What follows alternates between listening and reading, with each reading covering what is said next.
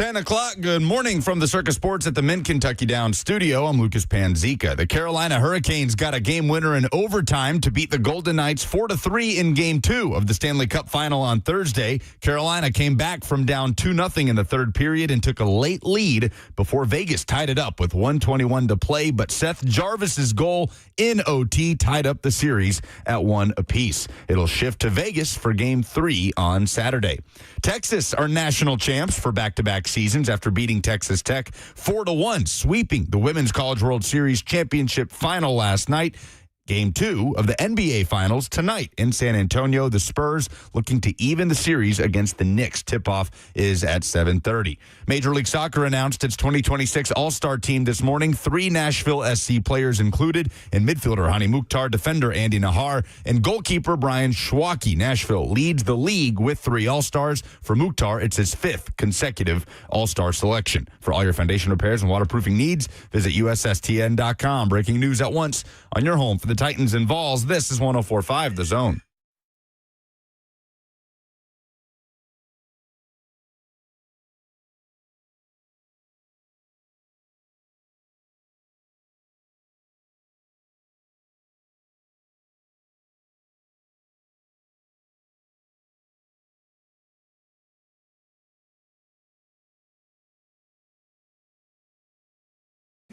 One of the worst things in sports fandom is leaving a game too early before a team comes back from an unlikely deficit, or falling asleep in a game that you think has been decided, only to awaken the next morning and find out that it was an absolutely electric finish. That happened to me last night in Game 2 of the Stanley Cup. When I fell asleep in the second period, Carolina was up 2-0, and I discovered this morning that Game 2 went to overtime, 4-3 for Carolina over the Vegas Golden Knights. The series now even at 1 apiece. I feel cheated, and I have nobody to blame but myself. Good morning. I did that in Game 1 of the Eastern Conference Finals from the Knicks.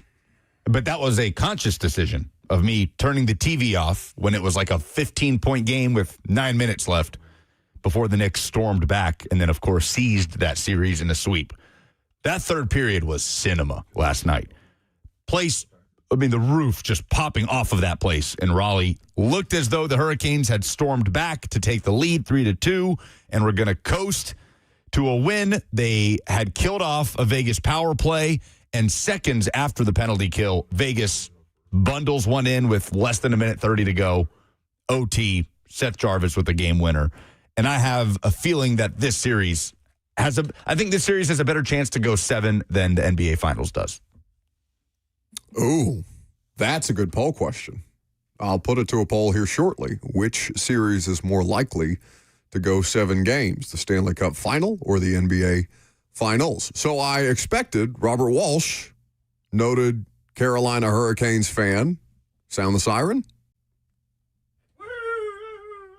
Hey, there we go. It sounded like a dog, but well, it's that dog sounded like it had more life than I'm used to. The sound that we're accustomed to is a fading siren at the end when you've like wound it up and then it's slowly starting to wind down. But you don't care at all. Cardiac Canes, man. I don't care when they win. I'll act like I've been there the whole time. They just won. You didn't care at all. No, I did care. I was just watching the back rooms last night. Exceptional movie. You celebrated your 20-0 victory like the Carolina Hurricanes would celebrate should they win this year's Stanley Cup. You want to explain to people what the hell you were doing when I walked in this morning? No, because that would let everyone know that I'm playing at work instead of actually working. But I guess I'll indulge you. So if you guys are unfamiliar, a game is taking the world by storm currently. It started out as another game where you can kind of, it's going to give you a role and you have to pick the best player on this team from this era. And then somebody did it better and made a 20-0 game. So your goal in this is it's NFL, and there's an 82-0 version for the NBA as well. But your goal with this is every time it rolls, it will give you a team and a set of years for that team. And you will have to pick a quarterback, running back, wide receiver, tight end, 2 flexes on offense, and then fill out a defense after that. So I tried that 4 or 5 times this morning. I tried it about 76 times yesterday. Could not get a 20-0. And then this morning, the football god smiled upon me. I tweeted it out at Robbie_Walsh, ROBBYWALSH.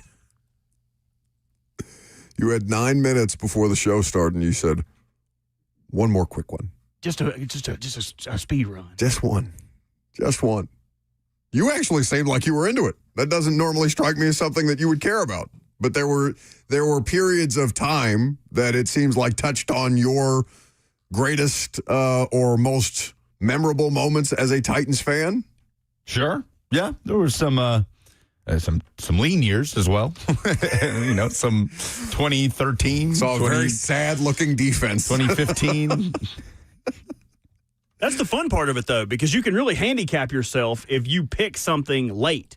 Okay, I have to pick a wide receiver here. Hopefully I get what I need. But then you've already filled your wide receiver, and prime Larry Fitzgerald comes up. You're like, dang it, I should have waited. I should have picked something else, so this would fit. It's a fun game. You can interact with the show on the F&M Bank chat, Facebook, YouTube, Twitter, and Twitch, where we are live streamed today. If you would like to watch the radio show at any point, if you would like to watch any of the 4 radio shows at any point, as well as all the other live and original content that exists, the Zone's YouTube channel is an easy one to subscribe to. Like the video while you're there. Ricky Carlson on YouTube says, I have been addicted to these games for the last 48 hours, Robert. You got the 20-0. The decision came down to, what was it? It was Bucs defense 2011 to 20. No, 2021 to 2025. Okay, you're right.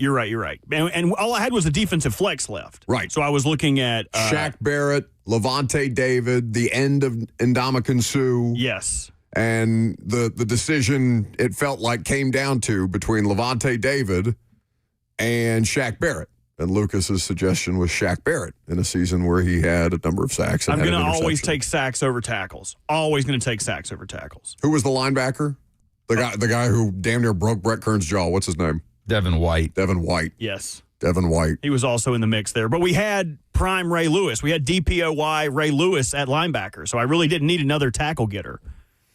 But people are also, go ahead, I'm sorry. No, I did want to let you guys know, since it's Friday and we like having fun, I set it up so we could play it on the show if you want to, and Zone TV can watch along with us. No, I don't want to do it anymore. It wasn't funny when you said it to me before the show started. Painstaking. How long did it take you to set that up? 6 minutes. I don't know, 5 minutes. You were actually sweating back there. You seemed to be moving around a great deal before the show started. I don't think I want to play the game anymore. Okay, we can play the game. Okay, good. Yeah! If you want to play along with us, you can play on Zone TV. I've got it pulled up right now. You can pull it up on YouTube, like I mentioned, if you would like to coach us through this edition of 20-0. This is how we're going to start our Friday. There is a game in the NBA Finals to talk about. We will get to that game between the Knicks and the Spurs later on. We also do have a number of FIFA-related subjects to get to in today's show, as well as the latest in ESPN ranking that we are going to turn into List Radio. I know you're excited. Worst to first candidates in the noon hour today. But in the meantime, how do we play the game? You're going to coach us through this? Because Lucas and I are going to be on a delay in here watching on our screens. That is correct. But we got pretty lucky. I think the decision has almost made itself for our first decision. The roll gave us the Buffalo Bills from 2021 to 2025. I think it's pretty easy. Josh Allen right here. Yep, take Josh Allen. And then we get to spin again. For our next spin, it is the New York Giants from 2006 to 2010. Now defense. We are trying to, we can't pick defense yet. You got to do offense first and then defense. Oh, that's annoying. So very annoying because you'll get a great defense, but they'll end up being an offensive pick. So we need a running back, a wide receiver, a tight end, and 2 flex positions. So we can double pick. They'll just fill our flexes after that. So is this good, Ahmad Bradshaw? This is okay, Ahmad Bradshaw. 1,200 yards, 6 touchdowns. Not bad, but you can definitely get better at wide receiver. I'm prone to throw guys into flexes if you don't really trust them as being a starter. If you go to wide receivers, I mean, it's Mario Manningham. They've got Hakeem Nicks. This is like a dominant Hakeem Nicks. Plaxico Burress, though, 12 touchdowns. Right, okay. Steve Smith, though. Not that Steve Smith. It's the other Steve Smith. That's the USC Steve Smith. Are we cool with that here? So disrespectful. Not that Steve Smith. It's the other one. Or do you guys want to go Jeremy Shockey at tight end? That's not peak Jeremy Shockey, is it? Nope, you're right. It is not. Not Saints Jeremy Shockey. That has to be the best version of Plaxico Burress there was. 70 receptions, 1,025 yards, 12 touchdowns. Yeah, but he doesn't have the most yards. Lucas is saying Steve Smith, obviously, it looks bigger, but it depends who you'd rather have. And I think whoever we pick here, we can all agree that he's not a dominant player. So we should probably just put him in the flex, whoever we end up picking. Yeah, I think you want Plaxico Burress' 12 touchdowns, right? If you're trying to go 20-0, you want the touchdowns. We want the touchdowns. So we will put Plaxico Burress in our first flex spot. And can you re-roll? I mean, that would take forever. You get one re-roll per offense and defense, so 2 per game. For our next roll, we receive Chicago from 2016 to 2020. That's a Matt Nagy territory. Yeah, almost Titans legend. You got David Montgomery with 1,000 yards and 8 touchdowns. You've also got Jordan Howard. Was that sophomore season, Jordan Indiana Howard? legend. Indiana football legend. All right. Right? That's one of the... No, not all right. That's one of the ones I can name. Get out of here. Alshon Jeffrey. Alshon Jeffrey is on this list. Allen Robinson. Is Brandon Marshall? No, Brandon Marshall was gone at this point. Yeah. And at tight end, you're kind of looking at a bunch of nobodies here. I don't think this is a great tight end role. Cole Kmet has been playing for this long? He's been there for a while. That's he's crazy. in his second contract. I think it's got our work cut out for us here as well. We should probably just go Allen Robinson and take the yards and touchdowns. Yeah, 6 touchdowns, 102 receptions, 1,250 yards. Okay, after an initial good roll, we have gotten 2 middling rolls. Yep. Hopefully we can get on a roll after this. Minnesota 2011 to 2015. Is this Adrian Peterson? Yes, it is. Yeah, that's a no-brainer. Adrian Peterson into running back. We need a wide receiver and a tight end on offense. Denver from 1986 to 1998. Do you guys want Ed McCaffrey with over 1,000 yards and 10 touchdowns? Would you want Rod Smith with 1,100 yards and 12 touchdowns? Or would you like to re-roll to a time where we were all alive? I mean, I kind of like Rod Smith. I don't think we should... Okay. Rod Smith is our wide receiver. Josh Allen has plenty of wide receivers to play with. Our final roll, we need a good tight end team here. We are looking for prime Chiefs. We're looking for George Kittle. We're looking for Antonio Gates. We need a prime tight end here, and we do not get it. Houston, 2011 to 2015. Oh, who would have been the tight end? C.J. Fedorowicz. C.J. Fedorowicz. James Casey, who was really a fullback. What? We don't have a great They didn't have a better tight end than respectfully to C.J. Fedorowicz. Okay. We don't get bailed out with a whole... Can we re-roll? We can re-roll. We have Owen Daniels. That would be our best play here. Oh, Owen Daniels had some good years. I don't know what year this is for Owen Daniels. But this is like a first half timeout. If we don't use it, we do not get 2 re-rolls on defense. What do you think? I think we re-roll and try to get an elite tight end here. Go for it. We re-rolled. Pittsburgh, 21 to 25. Not a lot of options here. Yeah, we're talking about Pat Freiermuth. Right, and who has the yards, but Owen Daniels had 7 touchdowns. He has 2. Unfortunately, I think we are stuck with Pat Freiermuth here, and we are probably going to win 8 games. Our defense needs to save us, though. Buffalo, 2016 to 20. We're talking about A.J. Klein. We got a number of people. And this is players. This is where defense gets hard. I think defense is much harder because you're trying to remember individual seasons, individual players. Oh, the chat is pointing out potentially a grievous error. What do we do? Did we pass on Shannon Sharp? For that Broncos team? That was 1998. Was Shannon Sharp on the Broncos in 98? If so, then yes, we missed it. But yeah, I think that's like Super Bowl champion. I think that might be the best Shannon Sharp version of Shannon Sharp. The unfortunate version of this game is I am looking at a much smaller screen, so everyone is up for me. Oh, yeah, we screwed up. I'm just having to... Oh, we screwed up. How about y'all go play it on your own time? Okay, what? Y'all go play it on your own time. We're playing right now. So do we want Lorenzo Alexander, who can be a linebacker or an edge? Do we want Ed Oliver for defense? We got Jordan Phillips. There's a number of players we can go with here on defense, but it's up to y'all's opinion. You have a strong opinion about Bills defenders from the late teens to early 20s? Yeah, Shaq Lawson. I don't know. Is Shaq Lawson the one that we used to get in fights with LaJuan all the time? Potentially. Is that right? What about Tremaine Edmonds? Probably Tremaine Edmonds. We'll take him. Chat's made me mad. Like, I can't see. I'm just doing the Lord's work. We got Buffalo again, but it's Geezer Buffalo. What is Geezer Buffalo? 1999 to 2005. So the best player in the early 2000s on defense for Buffalo would be whom? Antoine Winfield, potentially? Got one pick. We can re-roll. I'm re-rolling. Yeah, let's I don't know re-roll. these geezers. Give me Carolina. Marcellus Wiley. Okay, we just got Luke Kuechly. That's okay. Okay, yeah, we'll take Nice. Luke Kuechly. Yes, Luke Kuechly. That dude looks like he could still play.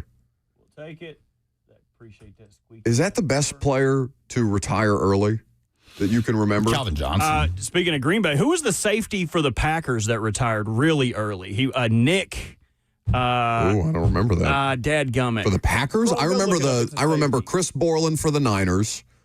He retired after 1 year. Yeah, and he was excellent, but it was like concussion concerns. Megatron was maybe 30. Was he? I think he might have been older than Luke Kuechly. Was Kuechly 30? Nick Collins is who I'm thinking of. I don't remember Nick Collins. Oh, he was great his first couple years in the league. Where did he play college?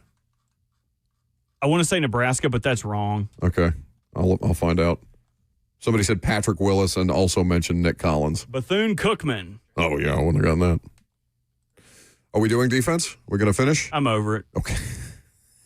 I'm over it. Gentry Estes coming up next. Next.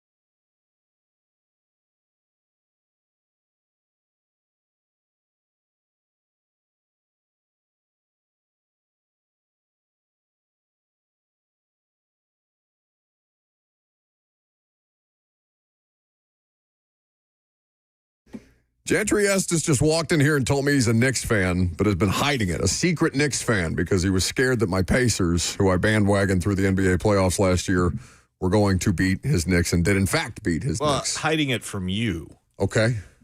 Because of that reason. But where are the Pacers now? When do they play? They don't. You said you broke a VCR when the Reggie Miller game happened. Sure did. How did that work? So you were watching, was it taped? No, I had like... Yes, explain, old man, to us how people used to watch basketball. Well, that's what I know. Did you throw it out the window? Did you just smash it on the ground? This was the moment, there's a 30 for 30 about this now, right? Yeah. Sure. And so I feel justified in telling you. I had like a Nerf basketball, and when that happened, I still say he pushed, I think Derek Harper is who I pushed. He pushed him in the back. He did. And when that happened, I took that Nerf basketball and I threw it. It was one of those like TV/VCR things I had in my room. It hit the door to the little VCR, the swinging door, split in half. I had a friend there just laugh like crazy. I had to put little like tape on this thing, and it never worked right for years. I always remember Reggie Miller every time I saw him. I hope you get the chance to tell him that one day. That's right. He'll do stuff. I love Reggie Miller. He will do stuff like sit on a park bench in New York City before he calls a Knicks game and see if anybody comes up to him, because Knicks fans famously hate Reggie Miller. And every once in a while, somebody will half recognize him. And it's obviously been several decades at this point since that moment. But he's always like, yeah, Knicks fans will tweet me all the time about when they see me next or this, that, and the other. And they're always very lovely when they come up to him and he's sitting on a park bench in New York. I enjoy that. Yeah, probably long memories on that. He calls Knicks games all the time. Yeah. It's almost like, what are we doing here? Especially now. They're really good. And they've been building to this point. We're going to talk about the Preds hiring Chris McFarland as the new general manager over there with Gentry. He's got a column up at Tennessean.com, of course. But I do want to start with basketball because we do have another game of the NBA Finals tonight. Were you surprised that they were able to win the way that they did, with Brunson going down for a period of time, coming back and going nuclear in the fourth quarter? It didn't surprise me to see what happened in the fourth quarter, because if you watch that first game of the series against Cleveland where they had the big comeback, I felt like if the Knicks were within range going into the fourth quarter, they're going to have a pretty good chance, just because I thought the Spurs looked tired. I thought Wemby in particular looked tired. And if there was a play where Brunson hit a three from the corner that gave him the lead back at a key moment there in the fourth quarter, that was off an offensive rebound that was just effort.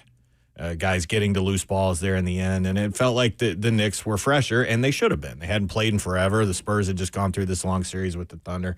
And game two will be a lot different. I don't think either side was really sharp in this game, but the Knicks were able to fight back in the third quarter, get it close, and then I felt like they were going to have the legs at the end, and they did.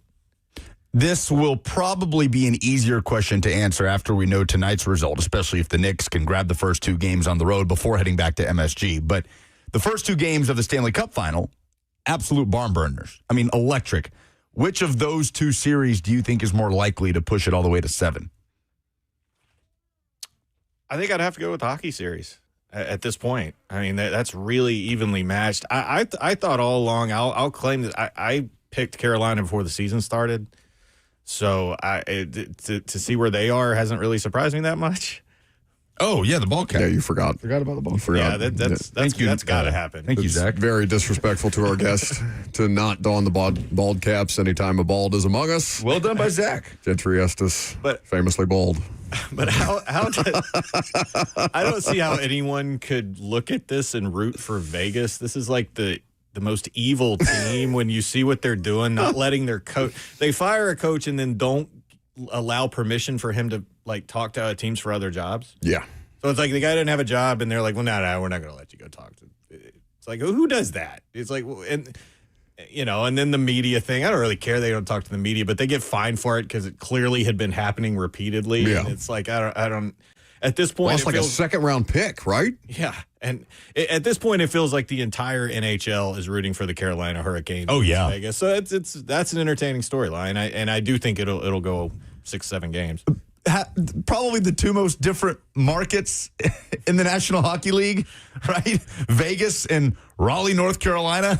I don't know if you can find. I don't know. Anytime Canada and Florida are in the Stanley Cup together. I guess so, but I mean, it's still like big. I know they're in Sunrise, but they still represent South Florida and Miami, right? Tampa is a metropolis, but Raleigh, North Carolina, and Las Vegas is a funny pairing to me for a final. But it's been incredible. The third period last night was one of the best periods of hockey of the season, I feel like. I was out. I went to Raleigh. The Preds played a first-round series there a few years ago. This was right at the end of COVID. This was the first game out there that they had allowed like a full crowd. Yeah. Matt Duchene time with the Preds. And I'm going to tell you that might have been the loudest indoor arena I've ever experienced, just because of the high. It's a great place to play anyway. You had the whole COVID element where everybody getting back into the arena finally, but also I mean that's a good team there, and that's a really tough place to play. And I remember the Preds lost that game, and everybody was real critical of little things. And it's one of those where you're like, no, when you're sitting here,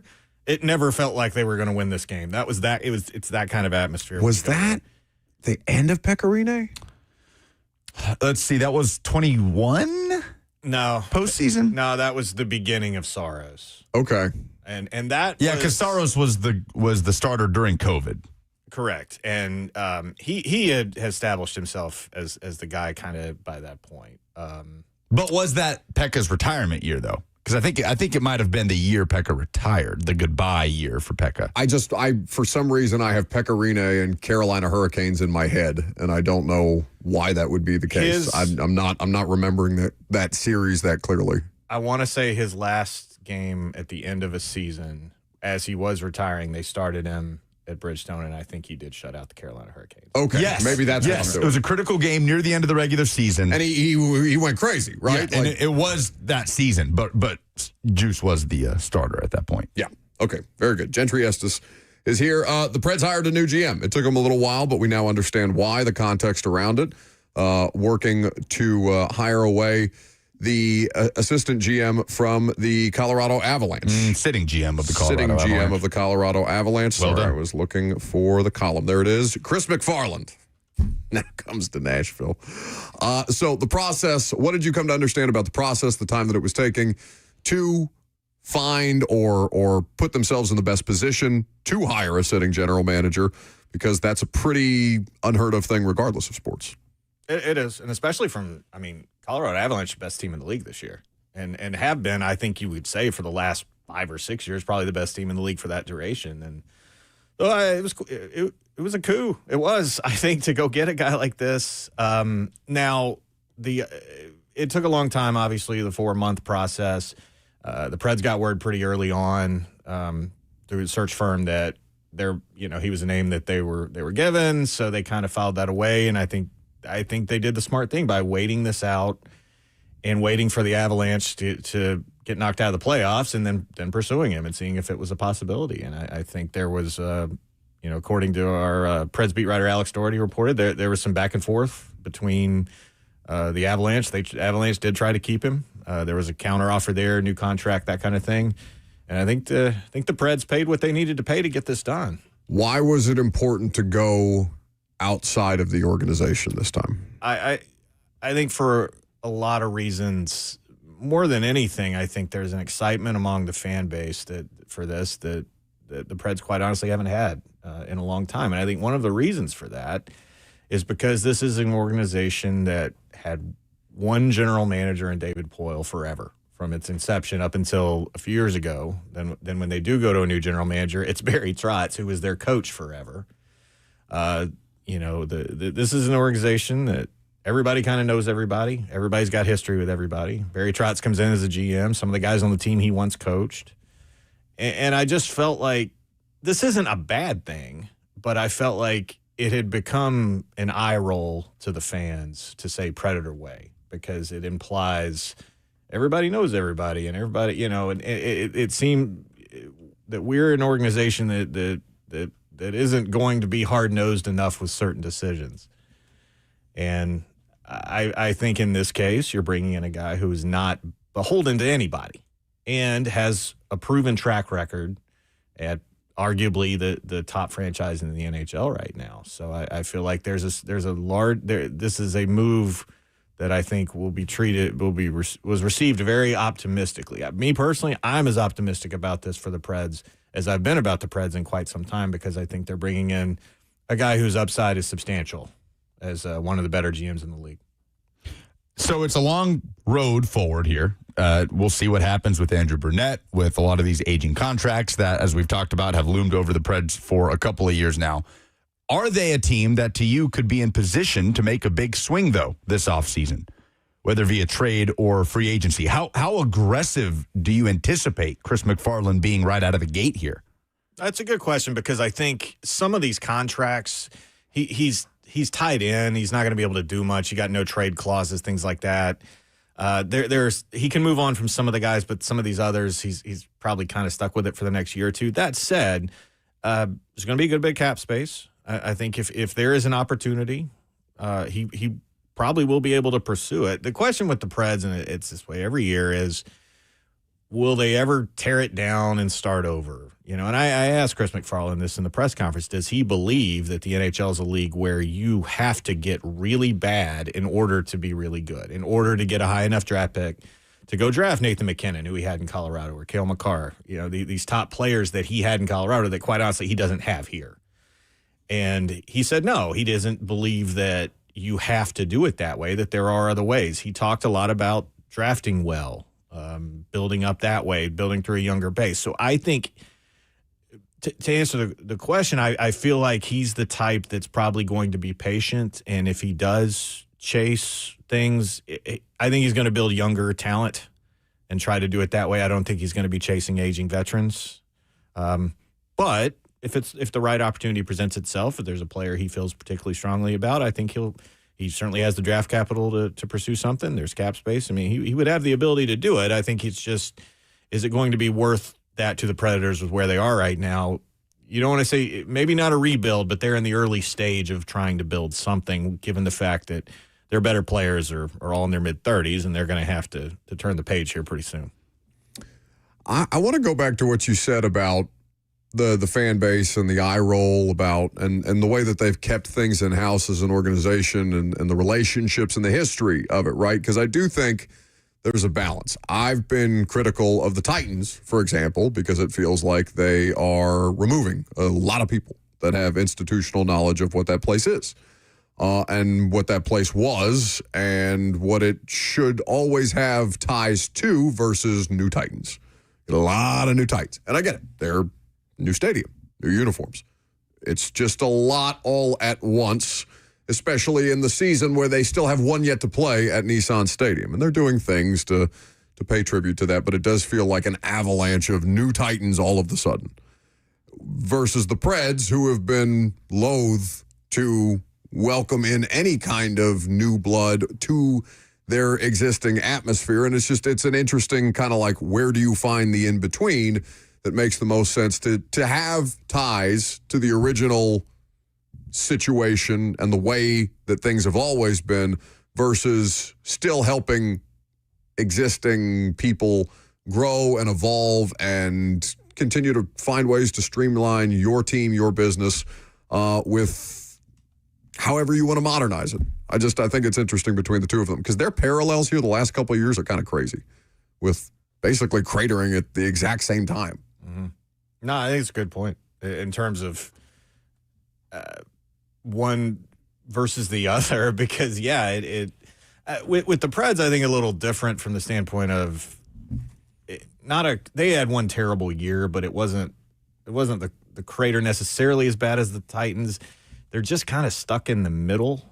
And I think there's always been a belief, fair or not for the team, there's always been a belief among the fan base that this is a team that is okay just making the playoffs, sneaking in there, getting a wild card, losing in the first, second round, and I thought it was fascinating when McFarland was introduced. He made this point in the press conference. I'm not sure he knew how perfect a chef's kiss of a question he asked Bill Haslam, but he asked, is the goal here just to get in the playoffs, get a wild card, everybody's high-fiving, patting each other on the back, or is the goal really to win the whole thing?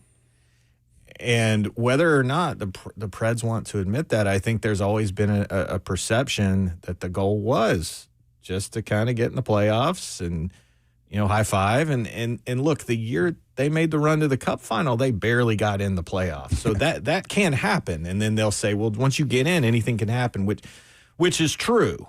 But I feel like that it's not a strategy. No, and it had gotten stale from the standpoint of, in the league they call it the mushy middle, where you're not good enough to really win a cup, but you're not bad enough to really do what you need in order to get good enough to win a cup. And I think the Preds have been stuck there for quite a while. This guy referenced the mushy middle in his first press conference. I think he's very well aware of the challenges that are presented here. And I think I have some confidence that he's going to be deputized to do the things to try to get them there. Now that there's probably a bit more of a risk involved in that, or maybe where you would be cratering kind of like the Titans are. But I think with the Preds, it's more a standpoint of we're stuck and we need something to kind of get us out. So it made sense, I think, to go find some fresh ideas. To me, I felt like they really did need that. We're going to hear from Nick Saban coming up in the next segment as he spoke at a Senate hearing earlier this week. But Nick Saban's involvement, what did you hear about Nick Saban's involvement in the search that ultimately landed Chris McFarland? How much credit does he get if they win? Yeah. It's a fascinating thing, isn't it, that Nick Saban's in on these interviews, and he was referenced in the press conference. It's just weird as hell to see him in a Preds pullover giving a press conference with a Coke bottle in front of him. All right? Here's my thought that I look, guys, I covered Nick Saban for 3 seasons. I covered Alabama, and so it's like I've seen it up close, and it's like, wow, if you really want to be involved in Nashville sports, boy, do I got the team for you. It's not the hockey team. It's always interesting to me that he's involved so much in the hockey side. But I don't think Nick Saban's sitting there telling him who to play on the third line or anything like that. But he's the type that if he puts if he's investing in something, he's going to want it to do well. And if he's got an opinion, he's going to tell you what it is. And you know what? It's probably going to be an opinion you need to listen to. That's a very smart individual. It's crazy. Gentry Estes. You can read his columns at Tennessean.com. We'll be back on the practice field for the Titans. Anything interesting, anything of note from our time out at the Titans practice facility? I still haven't gotten the new name down yet. I haven't seen any of the OTAs yet. I'm going to be honest. I missed first couple. Oh, okay. That's my bad. I was at the SEC baseball tournament. Oh, all right. With Vandy, and then I was just like out on vacation. It's like I will be there Monday though. I was glad they're giving us Monday, Tuesday, so that's good for me to get caught up. Where'd you go? To Georgia, visiting my it was my wife's family. Nice. Her and I both went to University of Georgia, so she still has family in that area. We were in that area hanging out at a hotel with Liberty's baseball team. They were in Athens for the baseball regional. Interesting. Okay, very good. Not a super successful year for local baseball, but we'll see how Tennessee and Vanderbilt rebound next season. Gentry, appreciate the time, buddy. You bet. We will continue to talk about things locally. The SEC Stat of the Day is coming up next.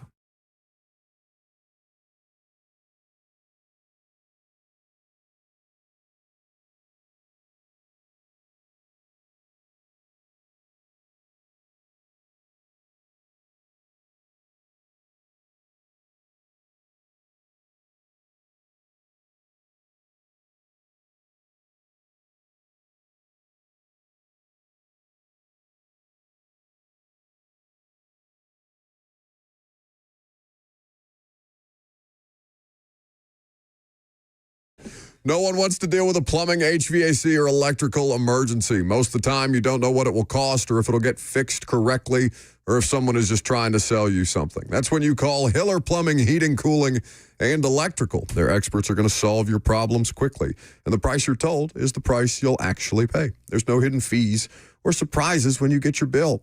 Hiller has been in business for over 35 years. They're family-owned and operated.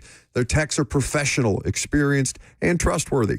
When they're on their way, you'll receive a photo of the tech and a link to track them in real time, so you don't waste time waiting around. 100% satisfaction guaranteed of happy you'll be, or the service is free. That is the Happy Hiller promise.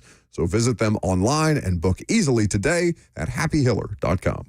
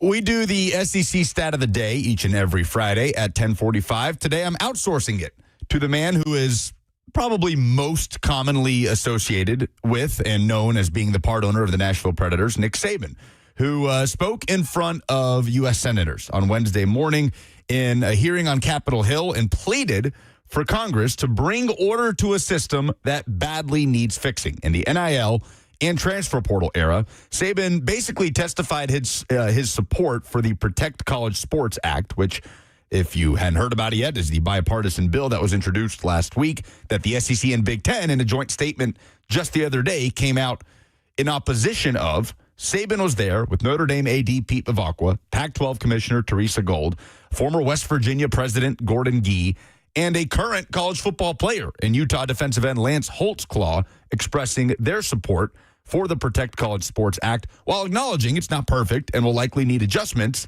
that it seems like the kind of framework that Saban will back moving forward here to bring some desperately needed guardrails to the chaos that is college sports, college football specifically.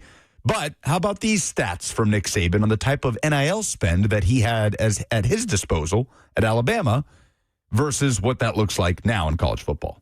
I've seen young people come in the program, need structure, need discipline, need coaching, need academic support, need accountability, and I've seen them leave with a degree, a career, a family, and a better chance to be successful in life.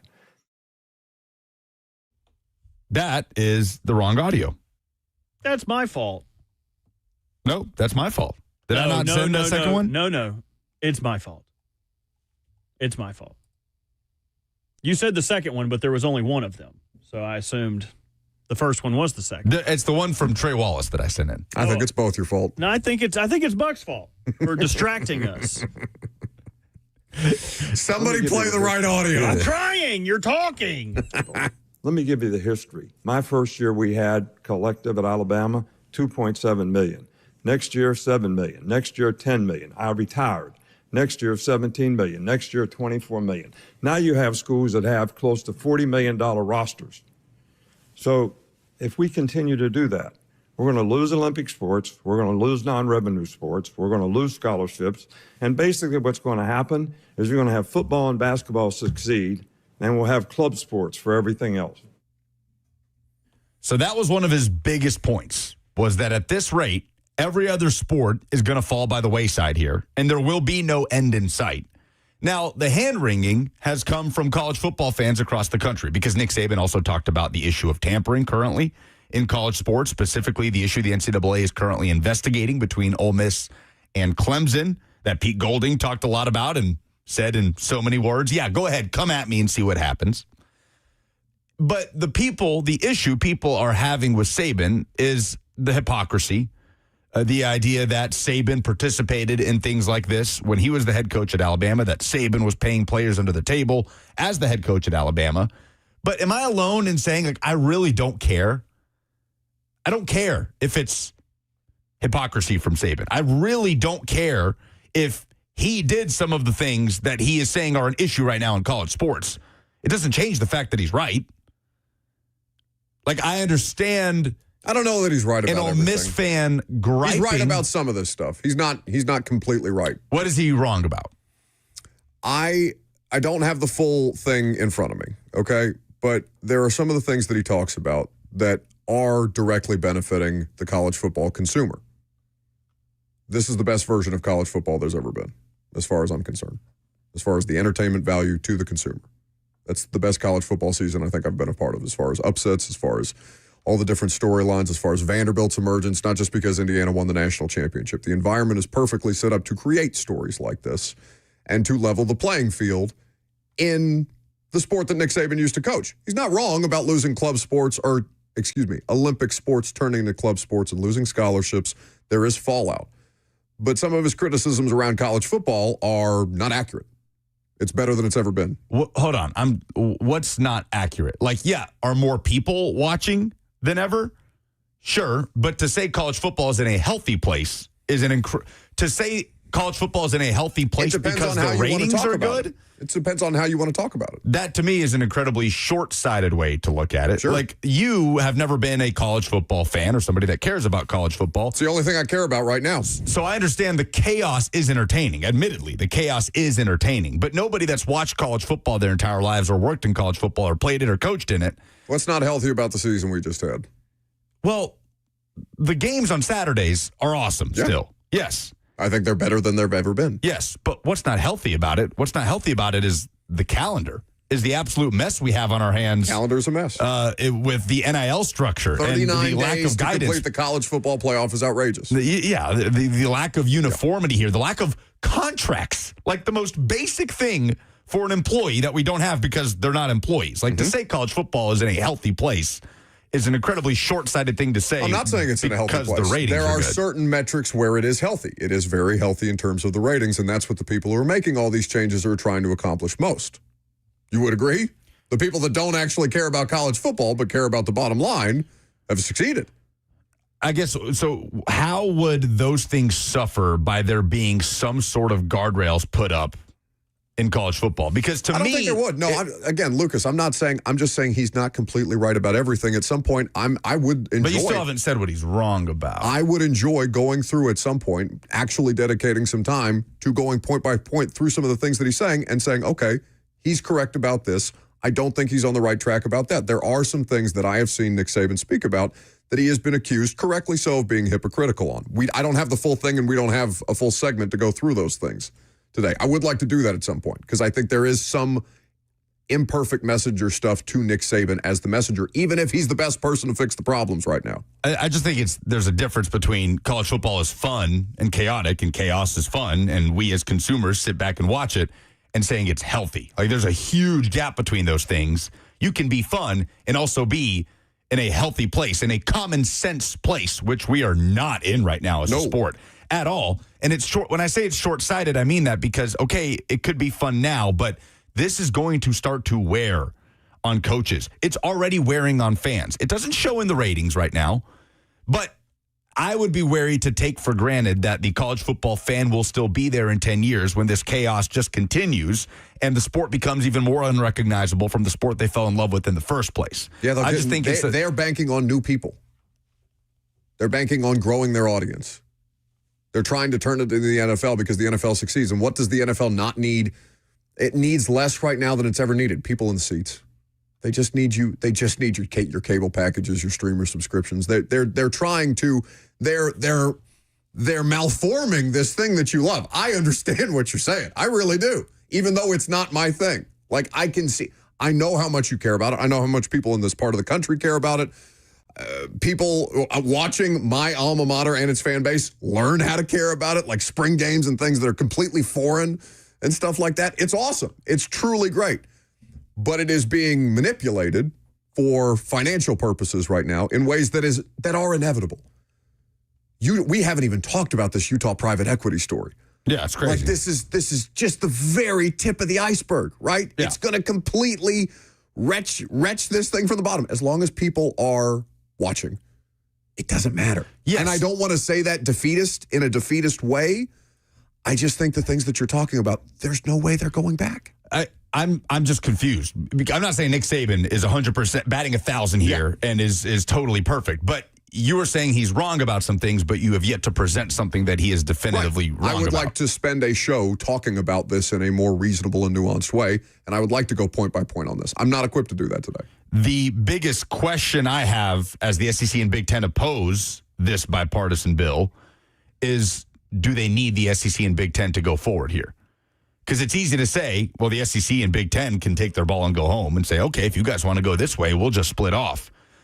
But I think that would be met with overwhelming opposition from SEC and Big Ten fans. That is my opinion. I just don't think it's that simple. Does it matter? And I wonder if we get to that impasse at any point. Does it matter? Saying doesn't matter, I think, just takes for granted that those people will always be there. And I just think that's a dangerous thing to do. Okay. Why? To take for granted, well, no, these people are going to be here. They're going to watch at the same capacity that they do now, no matter what we do with this thing. Mm-hmm. I mean, I just think we have seen. If you lose a little to gain a lot, though, which is their strategy, we've seen. Does that? I think we've seen leagues, we've seen sports lose their luster over generations with that type of thinking. I think we've the seen NFL is that for sure. Major League Baseball lose its way with that type of thinking. Certainly, NASCAR lost its way with that type of thinking. Taking your core audience for granted with the hope of appealing to everybody. We've seen time and time again that plague leagues and sports, and NASCAR has never been more popular than American football, college football. But I just think it's something I would, be wary of taking for granted that, oh, no, those people will always be there. But what's the timeline? I have no idea. That's the thing. Mark Cuban said this 15 years ago about the NFL. Pigs get fat, hogs get slaughtered.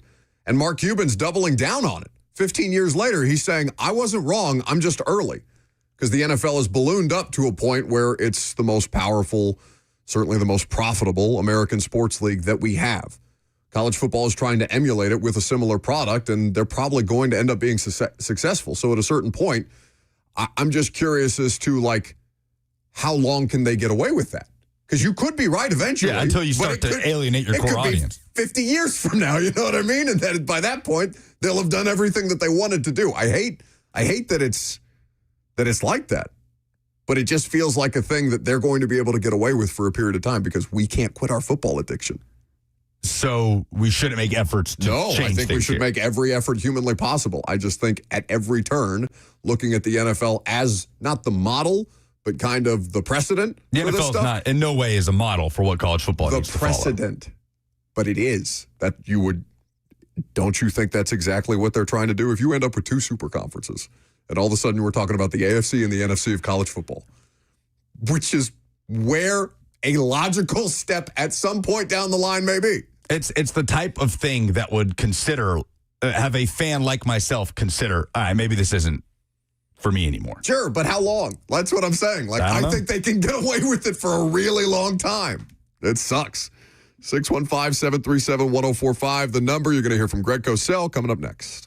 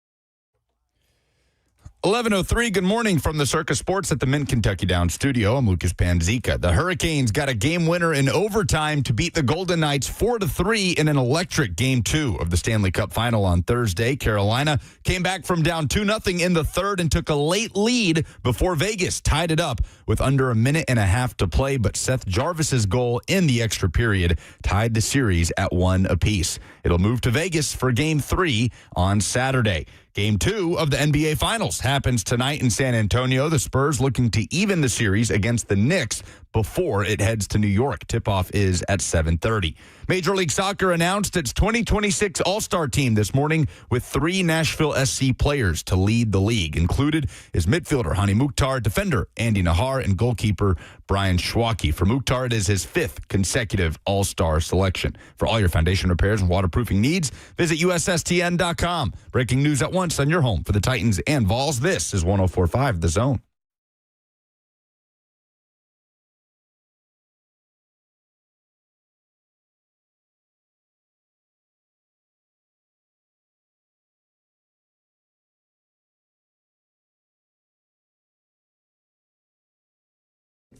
So earlier in the week, there were a couple of league-altering trades, one being Myles Garrett traded from the Browns to the Rams. We broke it down, and the A.J. Brown exchange, what it means for all of these teams on both sides of the trades in this week's episode of The Install with Greg Cosell, which you're going to get to hear a portion of right now.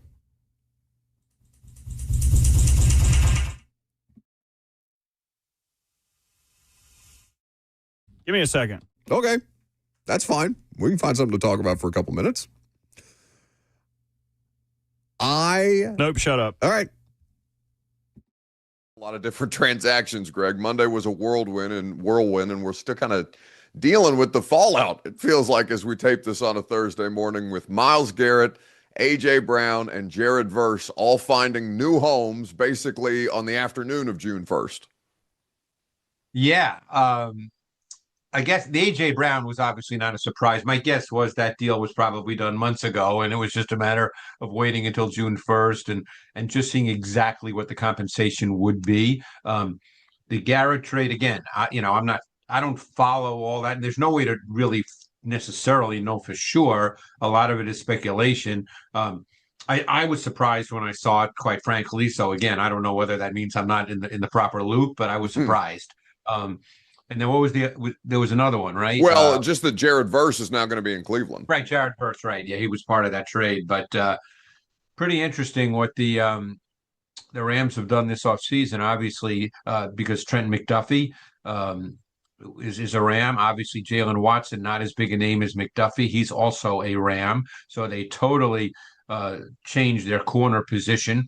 And now Myles Garrett. And, it's funny. I was listening to Jim Schwartz. He's been talking a bit the last couple of days, and he's actually, I got to know him a little bit when he was with the Eagles. And obviously, for people that may not remember, he was the D coordinator for the Browns for the last number of years. And wherever he's been, defenses have been very, very good. He's a really brilliant guy.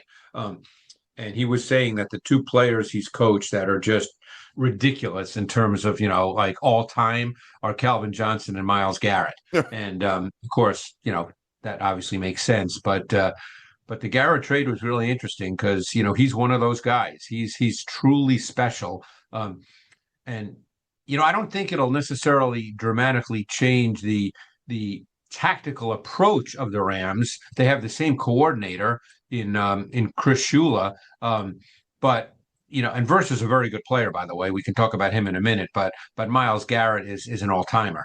And that just changes the way offenses have to play. Jared Verse, I imagine at times would be accounted for by offenses, but Myles Garrett always has to be accounted for, and that just changes things dramatically. Yeah, it was already a good front to begin with, right? The Rams secondary group was the thing that you knew they were going to spend some time addressing, and as you mentioned, they did add some pieces beyond just Myles Garrett. Jalen Watson comes in from Kansas City. They trade for Trent McDuffie, like you mentioned as well. So they've obviously put a little bit more into that back end, but I mean, they still have Braden Fisk. Poona Ford's been a good player for a long time. Kobe Turner, maybe not a household name, Greg, But these Kobe are Turner very effective defensive players up front. he's really good, Kobe Turner, by the way. And, for people maybe on the East Coast, and obviously you're in Nashville, and I'm sure a lot of people in Nashville and in Tennessee are listening to us, and maybe aren't aware of the Rams being on the West Coast. Um, but, Kobe Turner is a really good player. One thing to keep in mind, and I know, we all think about the draft and we all think about first round picks. Keep in mind that's not the only round of the draft. The Rams have done a really nice job with Les Snead and that crew, and I'm sure McVay's a significant part of it. And I certainly don't know their entire scouting and personnel department. I've been around Les Snead. They do a phenomenal job with later round picks. You got to keep that in mind. I mean, Kobe Turner was a 3. Think of Quentin Lake, who's a really good player. He was a 6th round pick. I mean, Omar Spates is who's had a very good year at linebacker, was a free agent signing. So, the first round is not the only round of the draft. And teams that very often, you talk to personnel people, as I know you have over the years, Buck, they'll tell you that 3rd, 4th, 5th round, you can really build a roster with those kinds of players. And, they don't have to become superstars, but like I mentioned, Quentin Lake, a 6th round pick, is a really, really good football player. Guys like that are really important. Well, and the stat going into this year's draft, or maybe not a statistic, but a fact, Greg, was nobody's made more picks than the Rams in the last 8 years of the drafts, despite them not having that first round pick, right? Because they continue to build out the bulk of their team on day 2 and day 3. And then when they need those first round picks, they're using them. They're in a situation where they can take bigger swings on known commodities with players and still find ways to meaningfully build out their roster. Yeah, and look, and we don't know the entire thought process. We're not in their building, but you could certainly make the argument, whether it's valid or not. This is the fun of just talking this time of year, Buck. Sure. We just talk ball. Who knows if we're right or wrong. But you could make the argument that that's one reason they took Ty Simpson. Maybe the Garrett trade had been in the works and they knew they would give up a first round pick, and I guess they gave up did they give up a first? No, I think it was a 2nd and then a 3rd in upcoming years. So it's a 2027 first, a 28 second, and a 29 third. Right. But the feeling, I'm sure, was that, hey, let's take who we believe our quarterback of the future is, and this way we don't have to worry about that going forward. We're not going to get caught with, oh my God, we need a quarterback and we're not going to have a first round pick or even a 2nd round pick theoretically. So, that could have factored in, we don't know, but this is a really good team. What I can't wait to do, and I'm still in college mode. Left over from the draft, I've still been grinding away watching college players who'll be in next year's draft. I was telling you before we started this that I've just been focusing on the SEC over the last week or so, and boy, the SEC has a lot of good players. Yeah. But what the 2 games I really want to watch in detail, and I will. I just, like I said, I'm in this college mode. Or when the Rams played the Seahawks. Okay, now they played them 3 times, but in the last 2 games, and I know obviously the Seahawks won the 3rd game because that was the NFC Championship, but Stafford threw for a ton of yards. The Rams in those last 2 games had the most success of any team in the league throwing the ball against the Seahawks. And I really want to dissect that as much as I possibly can, obviously without knowing every detail of what the coaches were trying to get done, every tactical schematic element. But they did something because, Stafford put up big, big numbers. And we know the Seahawks did not give up big numbers hardly ever in the pass game. That division it's been good for a long time. It's going to continue to be excellent. We're going to see a lot of the Rams this year, 7 primetime games. Leads the league by a wide margin. I want to talk about the other side of this trade before we get into the A.J. Brown Philadelphia of it all, because Jared Verse is a quality football player, Greg, and really good player. I'm sure for Browns fans it's not a great feeling to lose Myles Garrett, because I don't know if you saw the circumstances where the Browns coaching staff and front office were the day that this news broke. They're at their team hosted golf outing with a lot of season ticket holders and things like that. They're having to answer questions on the golf course about, are you guys trading Myles Garrett? But with Jared Verse going to Cleveland and that draft capital, you got to feel pretty good about the Browns being able to turn this thing back around. The Deshaun Watson thing is a sunk cost. Myles Garrett is a great piece, but you're not actually doing anything with him. So if you can pick up a quality player in Jared Verse to add to your defense and to continue to fortify it for things down the road, or give yourself the ammunition to move around in the future for a quarterback, depending on how things go this year, it's still a good deal for the Browns. Yeah, and it's funny because you look at this, and now you look at their new defensive coordinator, Mike Rutenberg, who came over from Atlanta under Jeff Ulbrich, and I'm not one of those people that's like, oh, the pressure's on him. I mean, every coach, you talk to coaches, they feel pressure every single day of their lives. I mean, this is, that's the way it is. You know that. You've been around enough to know that, coaches don't think in terms of, oh my God, I have pressure. These guys work every second of every day. But unfortunately, that's the way people are going to think now, because under Jim Schwartz for the last number of years, their defense was really, really good. That was not the issue in Cleveland, the defense. So, now Mike Rutenberg is there replacing Jim Schwartz, and he's probably going to install a somewhat different defense. I'm sure there'll be some of the same concepts and principles, but he's going to put his approach on it, his philosophy. But Jared Verse is a really good player. He's probably, we always talk about speed to power pass rush, which means essentially that you take a defensive end and you put him outside what we call a wide nine, and you let him have what we call a runway, so he can generate speed and velocity, and then he can just basically attack the inside, get in the chest of an offensive tackle and drive him back. Maybe the best one in the league at doing that is Will Anderson, but Jared Verse is very, very good at that as well. That's the strength of his game, what we call speed to power. So, they still have a lot of really good pieces on defense. This should be a very, very good defense. Obviously, the number one issue for Browns fans and the Browns is the quarterback situation. If they can get quality quarterback play, and again, it doesn't have to be top 5 in the league, but if they can get quality quarterback play, you can easily look at the Browns as being a competitive team. Let's talk about the Patriots, because as you mentioned, this was something we've known. I mean, it's been talked about since February, and even stuff last year, Greg, was starting to be talked about. As soon as Mike Vrabel got the job in New England, could there be a scenario in which he tried to acquire A.J. Brown? And so they've done that, and they needed to, right? No Stephon Diggs in that wide receiver room. This gives New England and Drake May an immediate number one option at the position. Yeah, and my guess is A.J. Brown will be pretty motivated. There's a lot going on in Philly, much of I know about, which I'm not going to talk about for obvious reasons. A.J. Brown is not old. He's really good. He's a true boundary X, that single receiver to the short side of the field that can win one-on-one. He's physical. I mean, Tennessee fans know him. Yeah. I mean, he had great years in Tennessee before the trade to Philly, which I know does not bring back great memories for Titans fans, but he's a really good player. Every team would love to have that boundary X that, not every team does. And you don't have to have it to run a good pass offense. But when you do, it changes things in a very positive way. I remember having numerous conversations at the combine with wide receivers coaches who talked about that, how important that boundary X receiver is. A.J. Brown's one of the best in the league at that position.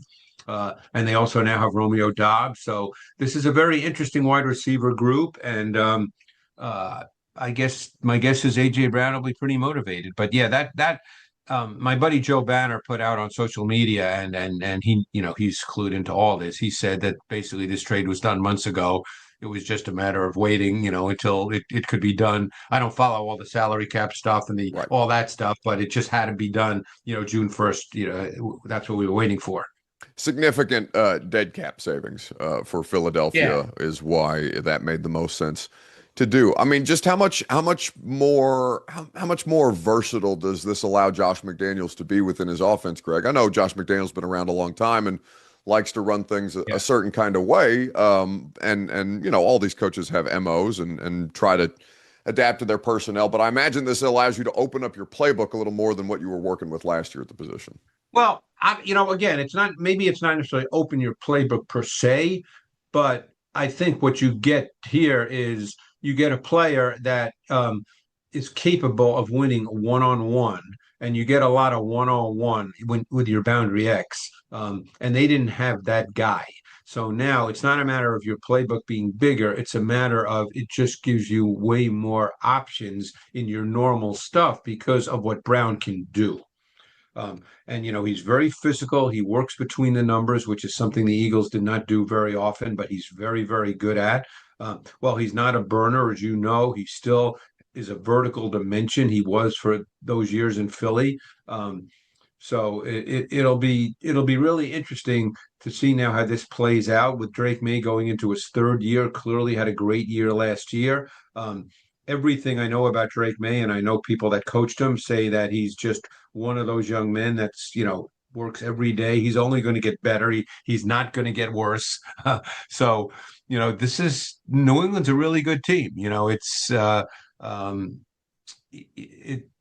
one of those teams in the AFC now. The Titans? What divisions do the Titans play this year? Titans have the AFC North and the NFC East. Okay. Oh boy, they have a pretty tough schedule. I mean, there's a lot of good teams. It's always hard to know that, but the NFC East is a very interesting. Excuse me, the AFC East, because obviously Buffalo's been very good. New England won the division a year ago. Miami's going to be better. I don't know what their record will be. Obviously, everybody's uncertain about the Jets. Just because they haven't been very good, but New England is look, they made it to the Super Bowl. You have to look as we speak right now in early June. You'd have to say that New England is an AFC power. Yeah, they're no worse than a wild card in a division with Buffalo, right? Like that's it's really going to be a fascinating race between those two teams because, as you mentioned, Miami and New York are still in a figuring it out type of phase. The other side of this trade, if you want to hear the rest of the install, you can check it out wherever you get your podcasts. We have a little bit of stadium-related news, not the Nashville one, to get to, and FIFA talk coming up next.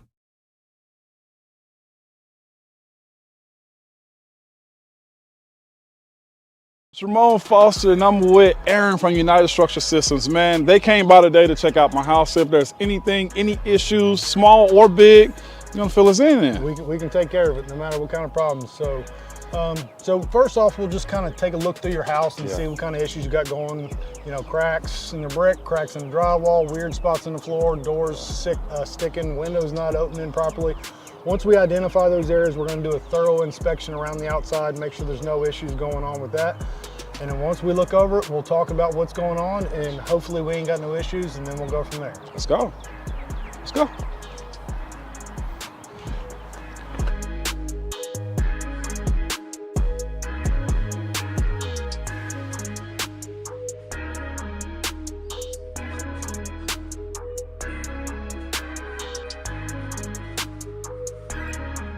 Mr. Foster, so we have looked at the issues that you brought up. We had the drywall in the attic up here above your bonus or your garage. You had some doors sticking. I did. Going in your bathroom. So we've inspected all that. We don't see any major structural concerns. So you're going to be one of our lucky good news customers today.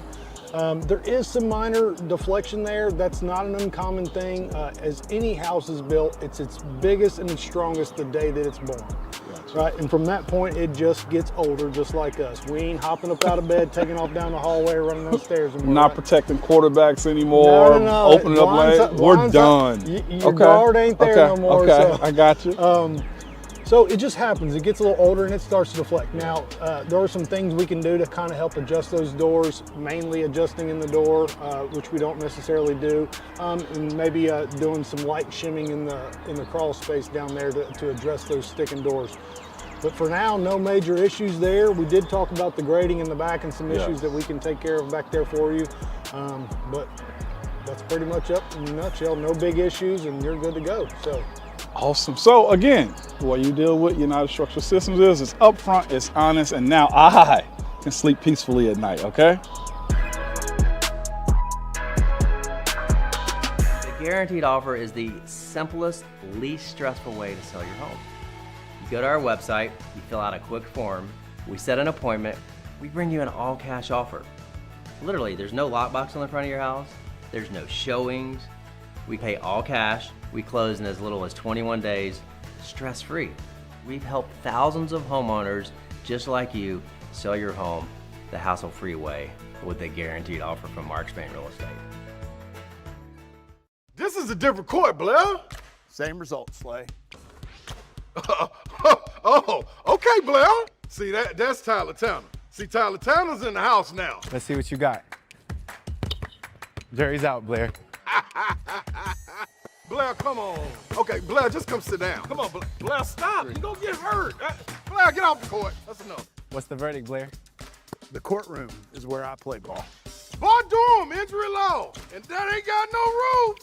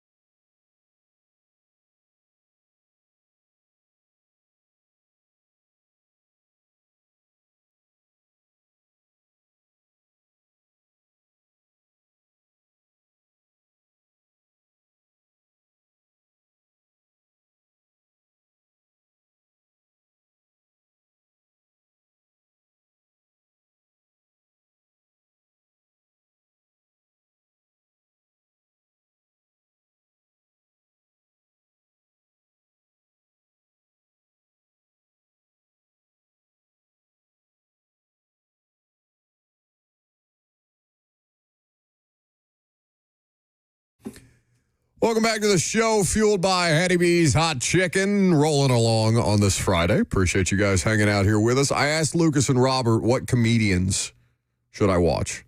Like, I used to watch stand-up specials, I feel like a lot in, like, middle school, maybe high school, on Comedy Central. It's been 100 years since I've watched, with regularity, stand-up specials. Lisa Lampanelli, I feel like, is the last stand-up special I may have watched. Queen of Mean, I remember that one viscerally. I had it on my iPod Nano. We were talking to Crystal down the hall, and they had Monell on this morning. Not Monell. Was it Monell? Am I? Lunell. Like from Borat. Oh, yeah. Like from a million other different movies. For sure. She was right down the hall. And we missed it. She's doing Zanies all weekend. Hell yeah. Missed my opportunity. She's hilarious. You'd have called her Monell. And No, I'd have called her Mom Nail. I mean, like, you can be my mama. No, this is not an opportunity for you to try and find a sugar mama. If there's one thing you need to know grandmama. about me, it's this. We like fat girls and fried bologna sandwiches. Oh, my mama. Are those two separate people? Oh, that's Or is it the same? It's one guy very passionate about fat girls and fried bologna sandwiches. Oh, my mama. I do love fried bologna sandwiches at Robert's. I do too. They're so thick. They're so good. There is no better bag of chips than the bag of chips that comes with that fried bologna sandwich and PBR. See, I'm a little weird. I want them to give me the ring from around my bologna. Y'all like that? Oh, you want to eat the ring? I don't want to eat the ring. I want to take it and slide it on my teeth and peel the bologna, that's the remnant bologna, off the ring. What's the best food to eat while driving? Probably fast food, like a fast food cheeseburger. Oh, corn dog, dude. Comes with a stick You to got a hold stick, it. yeah. They make French fries now that fit in the cup holder. Like the French fry vessel is designed for the cup holder, which just says everything that needs to be said about Americans in fast food consumption. I would say Taco Bell or like some sort of, but okay, I agree with you. Taco Bell is a disaster. Well, because all of the accoutrements fall out. There's like loose lettuce on my dash because I've eaten sauce tacos. packets from the last time you got drunk, like hidden underneath the seat. That's the issue with Taco Bell is I will eat almost a whole packet of sauce with every bite. Oh, you're nuts. I'm a naked guy. I don't even need the sauce. I gotta have the Taco Bell sauce. So I find myself, theoretically, it's like it's a burrito. I can one-hand it, but I end up finding myself like driving with my knees trying to like put sauce on the burrito. You're putting stuff on the burrito. The burrito is probably leaking sauce out the back end. Oh, my mama. Yeah. I feel like it is. I guess it is just fast food. It's just a fast food cheeseburger. Well, yeah. Well, it depends because it can't be a sesame seeded bun one because you're going to get sesame seeds all over your dash, especially if you have a black interior like me and they'll show up and people think you have bugs in your car. Browning says chicken nuggets. Well, they wouldn't think that you have bugs in your car because my sister thinks that you eat bugs. Spiders. Oh, my mama. I'm just going to run it in the ground. I need it on the board. It's so good. No, I don't need it on the board. I need you to have to work for it. Kroll, no. I'm saving this right now. I need you to add this to my board later. Oh, my mama. You can't treat him like your minion back there. Kroll. No. Kroll does sound like Kronk like from Igor. Emperor's New Groove. Pull the lever. It's not biscuits either. Biscuits the other lever, Kronk. Biscuits can't be because I get little biscuit crumbs all over my car. Maybe a banana. No. A banana. It comes with its own holder. I need sustenance. You can't be the person. Y'all don't like nanners? I can eat like love them. bananas. I love a banana, but I can't eat a banana for lunch. You also cannot pull up to somebody next to somebody at a red light and be seen eating a banana. Yes, you can. I don't care about that. I just want to be full. Bring 3 of them. Just eat a bunch of bananas. Yeah, there ain't nothing wrong with it. They got potassium. You look like you could use some more potassium in your life. My potassium's fine. Lucas is the one who's ended up worried about strains and whatnot. I'm limber. I ain't going to get hurt. Look at this flexibility. That is actually higher than I thought you'd be able to get your leg. Yeah, that's pretty good. Gonna tear something. Are you okay? Oh, my mama. No, I don't think so. Where did we brought the comedian thing up because I was asking who do I need to watch in stand-up comedy? Like if I just want to pop a gummy and put on a Netflix special, just go watch any John Mulaney special. Okay, and you said John Mulaney, and I said to the both of you, I had no idea who the hell that person was until I watched the Martin Short documentary, and apparently it's just a huge blind spot for me in comedy. And then you asked Robert who the biggest comedian's going right now, and you named Mulaney and Nate Bargatze, excuse me, mispronunciation, and there was another one, Maniscalco, who is he's the over the top Italian one. You do it, Lucas. You do his voice. Oh, it's Marcelo Hernandez. He does such a good job. Crushed this on SNL. Oh, what's the thing that Marcelo says in his impression? It's like, what are we doing here? What is the thing that he says? It's very Italian. Yes, like overly, yeah. And I said, you're not supposed to do that. Yeah, that's what it was. And I said that Bargatze's building a theme park. There are renderings for his theme park. Nateland. I'm reading an article right now from WKRN. Storyland Studios has released a rendering of comedian and Nashville native Nate Bargatze's theme park, Nateland, which would be right here in Music City. It's a movie. It's a podcast. It is also a podcast, yes. It's a podcast. Because he's doing a lot of stuff like, he does like the Titans, what do you call it?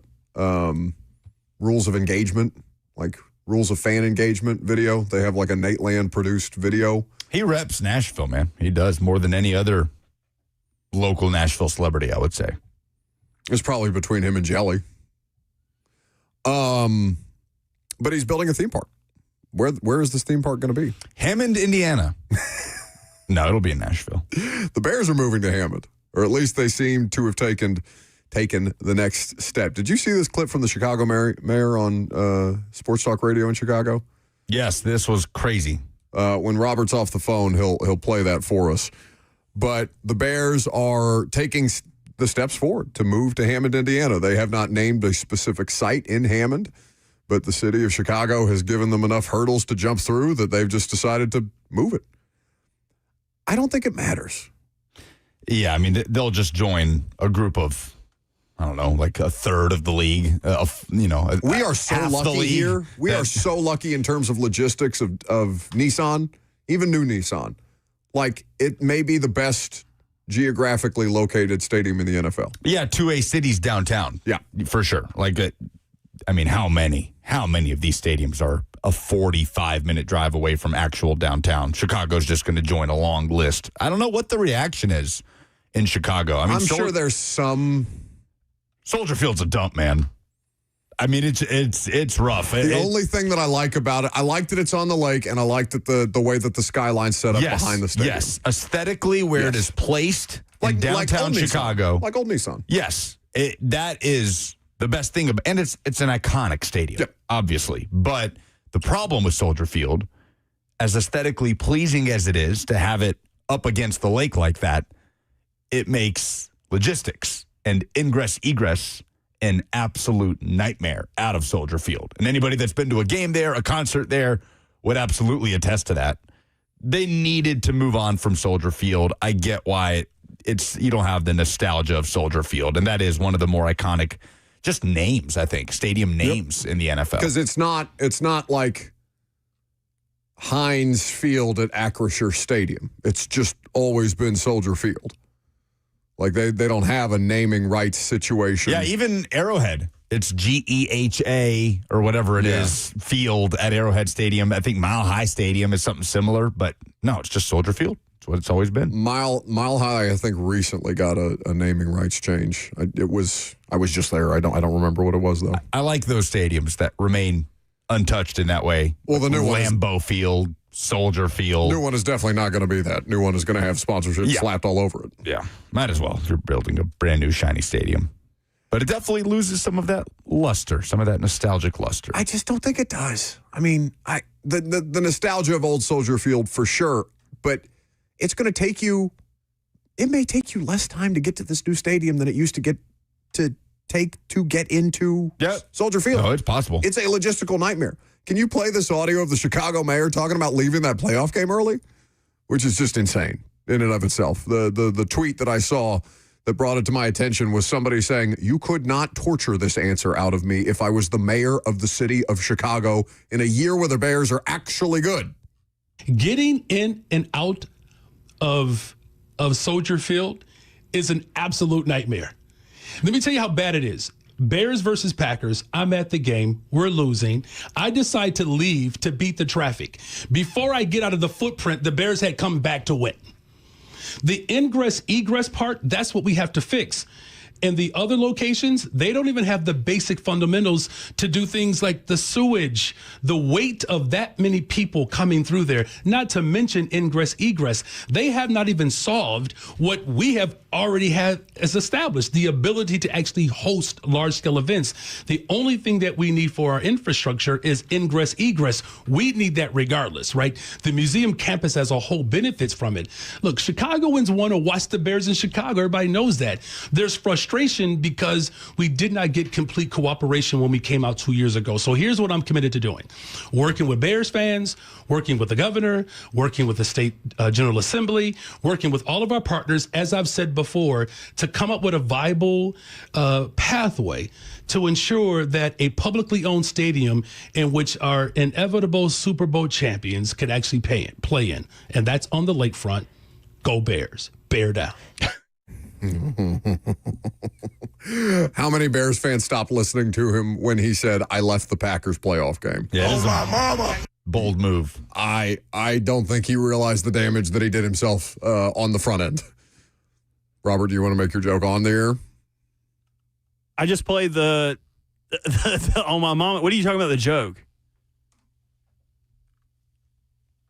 See, you guys kept saying that. Who is he talking about? Ingress Egress. I've literally never heard of her.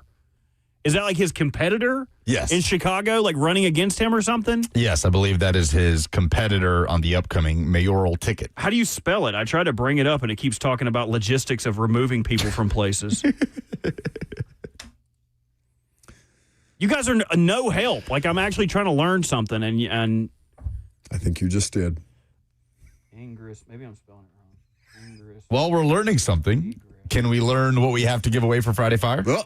Yeah, in 1 second. Ingress is to enter, egress is to exit. Who Yes. is she? I don't care about the fundamentals of entry and There's exit. a joke there somewhere.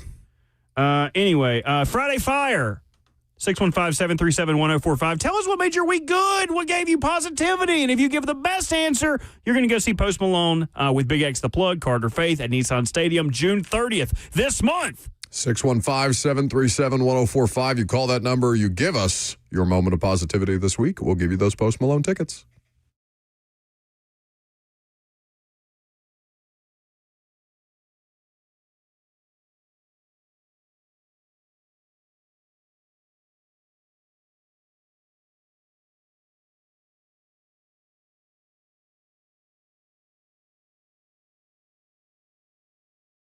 The Tennessee Men's Clinic is here to get you operating at the highest level, because if your energy's off or you just generally don't feel like you used to, that's a natural part of the aging process. It happens to a lot of guys as you get up there in age, as your body starts to change. And the Tennessee Men's Clinic, powered by Men's Pro, is here to help you through that process. They're going to come up with a plan that makes the most sense for you as the individual, not some one-size-fits-all type of deal. Tennessee Men's Clinic now also has 4 locations that are available to serve you, so you can get the best experience humanly possible. And like I said, a solution that is tailored to you, your body, and the changes that are happening to make sure that you don't miss a beat, because those things don't have to be inevitable, even though sometimes it feels that way. Their treatments have worked for thousands of men, and most guys say they wish they would have come in sooner. Right now, your lab panel and consultation, just $99. So call them today at 615-208-9090. That's 615-208-9090 or online at TennesseeMen'sClinic.com.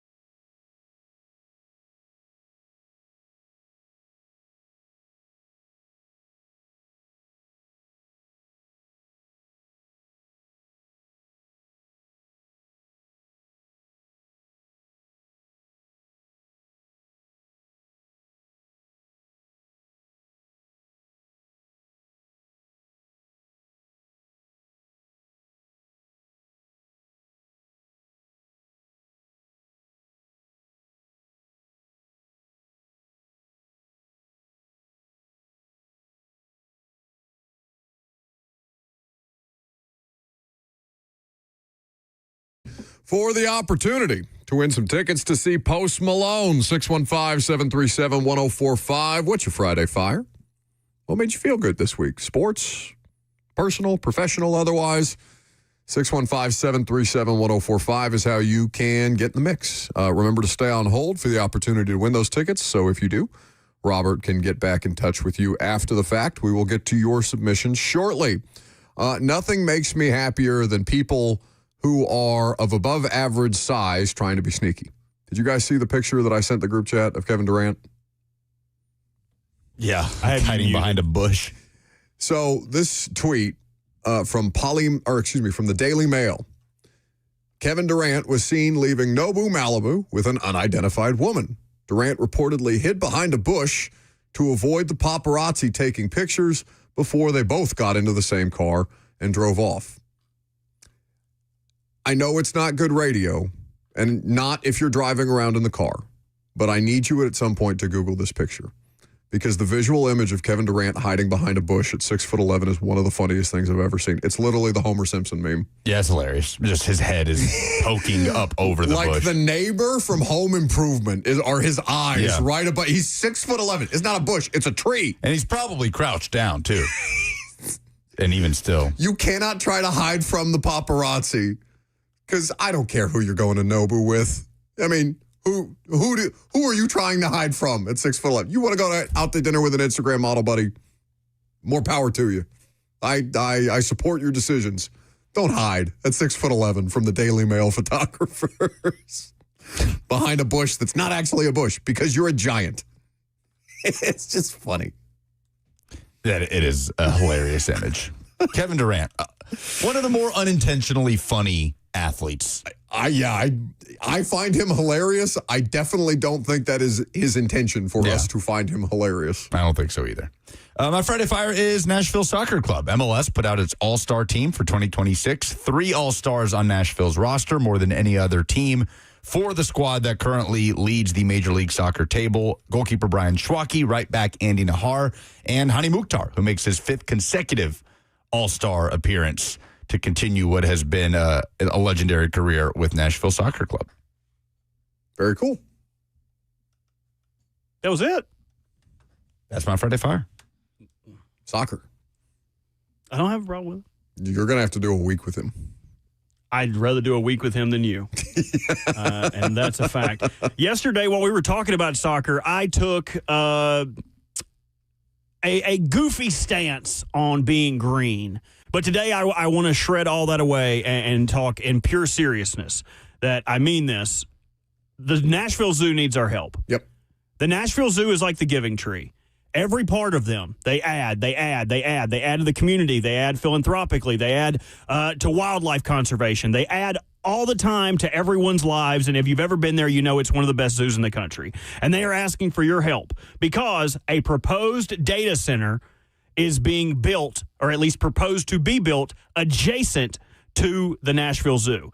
And they have not done any environmental studies, how this data center would impact the animals. If you're unaware, data centers require a ton of electricity to stay running, a ton of things to go to keep the processors cooled. And it is a huge strain on the power grid. So this would potentially put the Nashville Zoo in a tough spot where they are helping baby animals, helping with conservation breeding efforts. They need the power. They don't have time to sit around and wait for a data center that sinks the power grid and puts them in a bad spot. So the Nashville Zoo has put out a petition, and they need you to sign it. If you look up Nashville Zoo petition, it will come up first thing. It's on change.org. They are asking you to sign this and say no to a proposed data center. Think about all the times and all the opportunities that we have had to have fun and enjoy the Nashville Zoo, and it is our turn to help them. You can donate money to the cause if you'd like. You can sign the petition if you'd like. Your signature is what is necessary. You don't have to donate if you're not in a position to do so. They have already received just a few shy of 140,000 verified signatures, and it's still not enough. They need your help, and this is a time where we can step up and help somebody that has done. I mean, just for me personally, I love the zoo. Shine and I both have a membership. If I have a bad day at work, I go there and just walk around. It's one of my happy spots. I love the zoo. If you're able to, go sign this today. Help the Nashville Zoo out. Do not let them open this proposed data center next to the Nashville Zoo. Change.org. When I signed it yesterday, Robert, it had a little over 30,000 signatures. I now see it at 143,542. Oh, it's moving then. And like Robert said, they do give you the option to donate, which brings additional attention. It's not a big donation. The lowest possible donation amount is $3. So again, if you're comfortable, Robert is correct. It is our top priority to help out the zoo because it's an incredibly important resource for all of us and for the environment that they are trying to protect around the zoo. It's 69,000 square feet, this proposed data center, and it backs up basically to the entrance of the zoo. If you look at the, they've outlined this in the proposal online. And as they write, quote, no one has shared studies or environmental impact assessments, just their word. So basically, the people proposing the data center are saying, yeah, it won't impact your environment. Trust us, bro. It's all good. Please ignore the massive amounts of electricity and fresh, clean water that we require to bring this data center to literally the zoo's front door. If the zoo asks for help, I will answer. We're gonna put the link in the chat. If you guys are listening on the radio, if you get to your red light and want to pull it up real quick, sign it. The zoo notes at the end of their statement, we cannot afford to find out years from now how this facility has negatively impacted our 1.4 million visitors, our local community, or the 3,000 animals entrusting us with their care. We are calling on the Nashville community to join us to help stop this fight, to stop the data center from being built now. Go help the Nashville Zoo. Yep. Change.org. Link is in the chat. Okay, very good. I will also retweet the change.org link at some point this segment. Oh, my mama. Yeah, 615-737-1045 is the number. Give us your Friday Fire. Let's start with Will in Nashville. Hey, guys. Appreciate y'all having me on. My Friday Fire is I found out recently they're putting a data center up near this. I'm just kidding. Okay. I'm just kidding. Would have been that's a good bit. Listen, I'm glad you stopped yourself fast because the way that my face was starting to wrinkle. It's okay. I mean, it would fit in well. Yes, it's true. But the actual what I actually have is growing up, I had this favorite barbecue place, and they had the best wings that I've ever had. I will stand on that hill and die.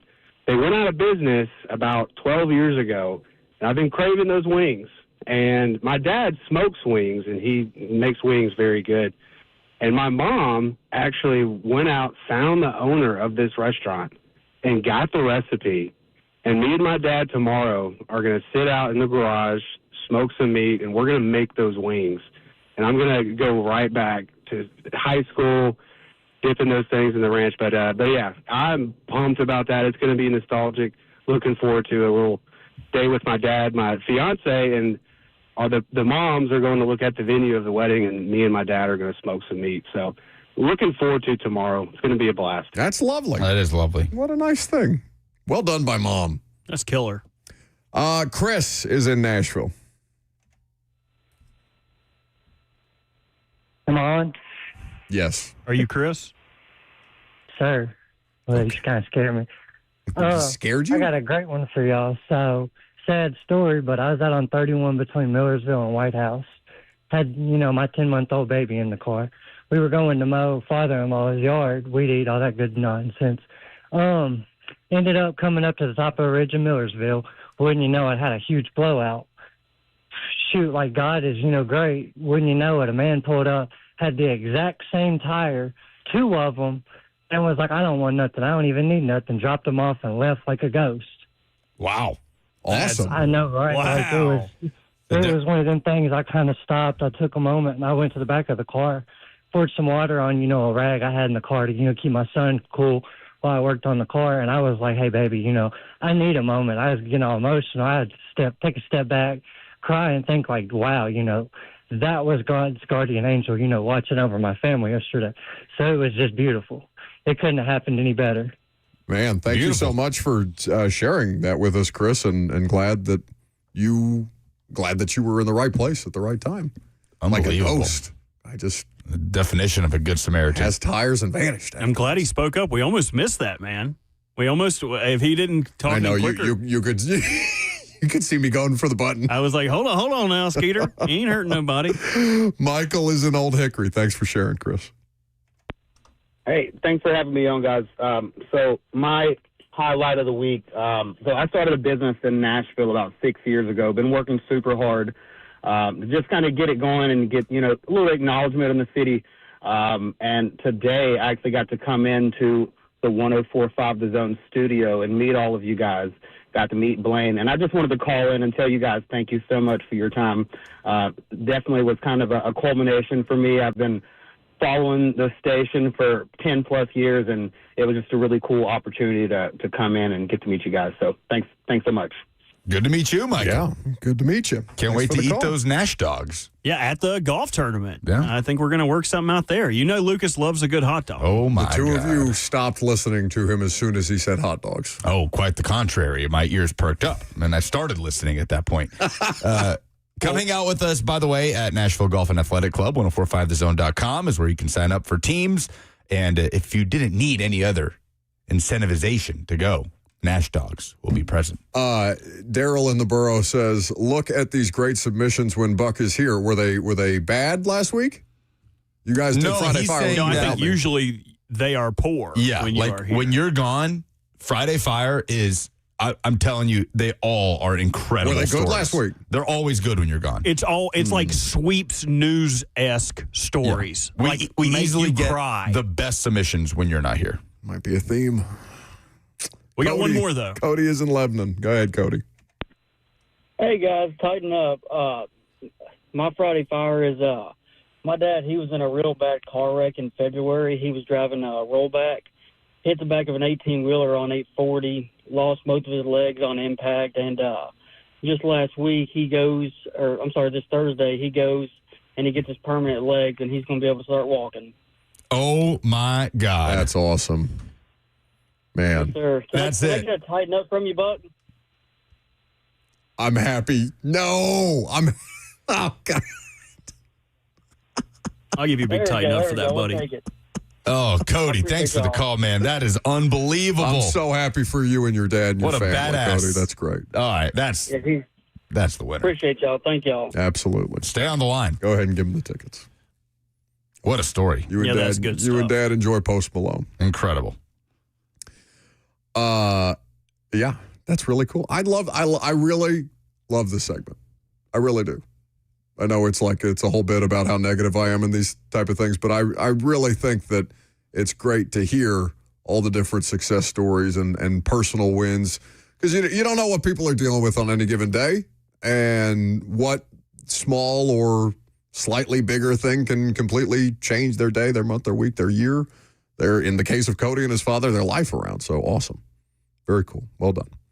615-737-1045. The number. I hate we only get to pick one winner, but we'll talk about the NBA Finals coming up next.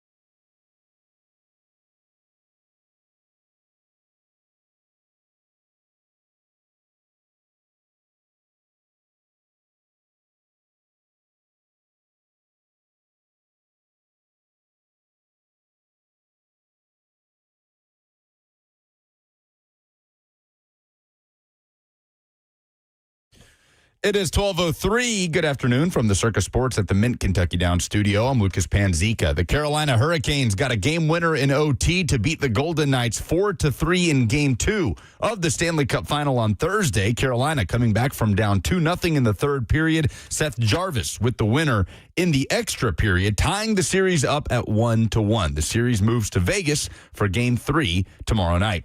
Game 2 of the NBA Finals tonight in San Antonio. The Spurs looking to even the series against the Knicks. Tip-off is at 7:30. Major League Soccer announced its 2026 All-Star team this morning. 3 Nashville SC players included in midfielder Hani Mukhtar, defender Andy Nahar, and goalkeeper Brian Schwacke. For Mukhtar, it is his 5th consecutive All-Star selection. In NFL news, the Bears Board of Directors voted yesterday to advance the stadium development in Hammond, Indiana. And it's seeming increasingly likely that the Chicago Bears will move from Soldier Field to Indiana in the near future. For all your foundation repairs and waterproofing needs, visit USSTN.com. Breaking news at once on your home for the Titans and Vols. This is 104.5 The Zone.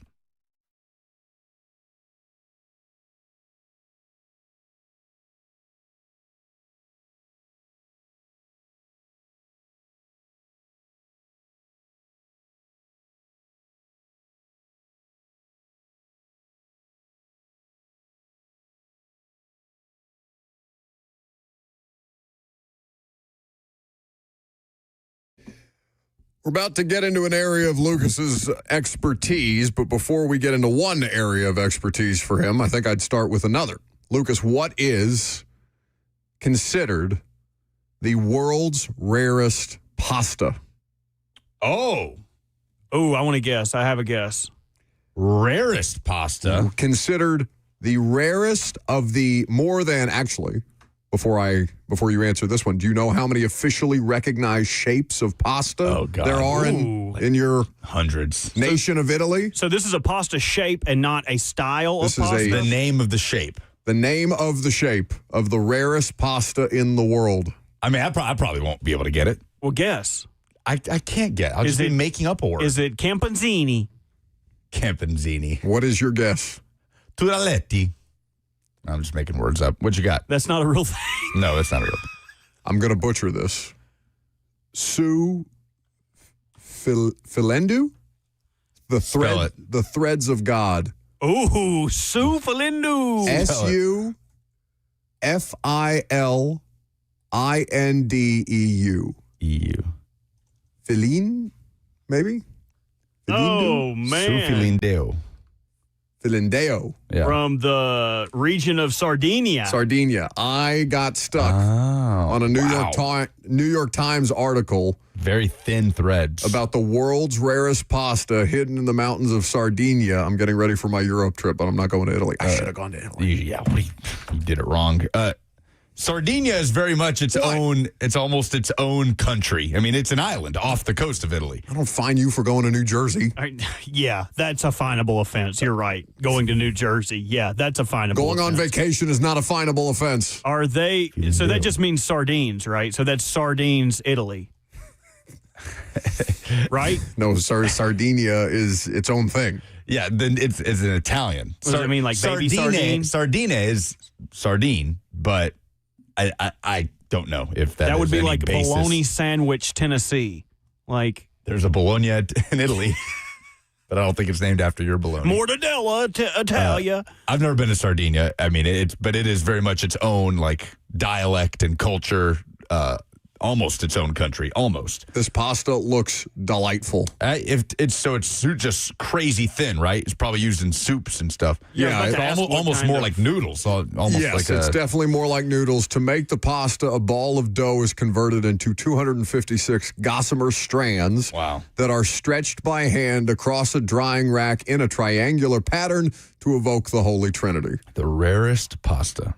To lose this tradition would be like losing a piece of our identity. I'm watching, or I'm reading a New York Times article on Instagram about it right now. It's kind of like those the honey strings. You know, when people would add the flour to honey and like double it, and they keep doubling it until it's like hair. That's what this woman is doing. She's taking it and stretching it and then putting another piece of it back on her hand and then taking it and stretching it again, even thinner. An art form.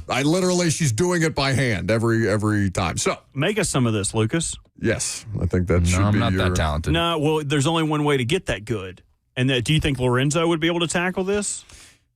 I bet you Lorenzo has never had this. No, there's no way.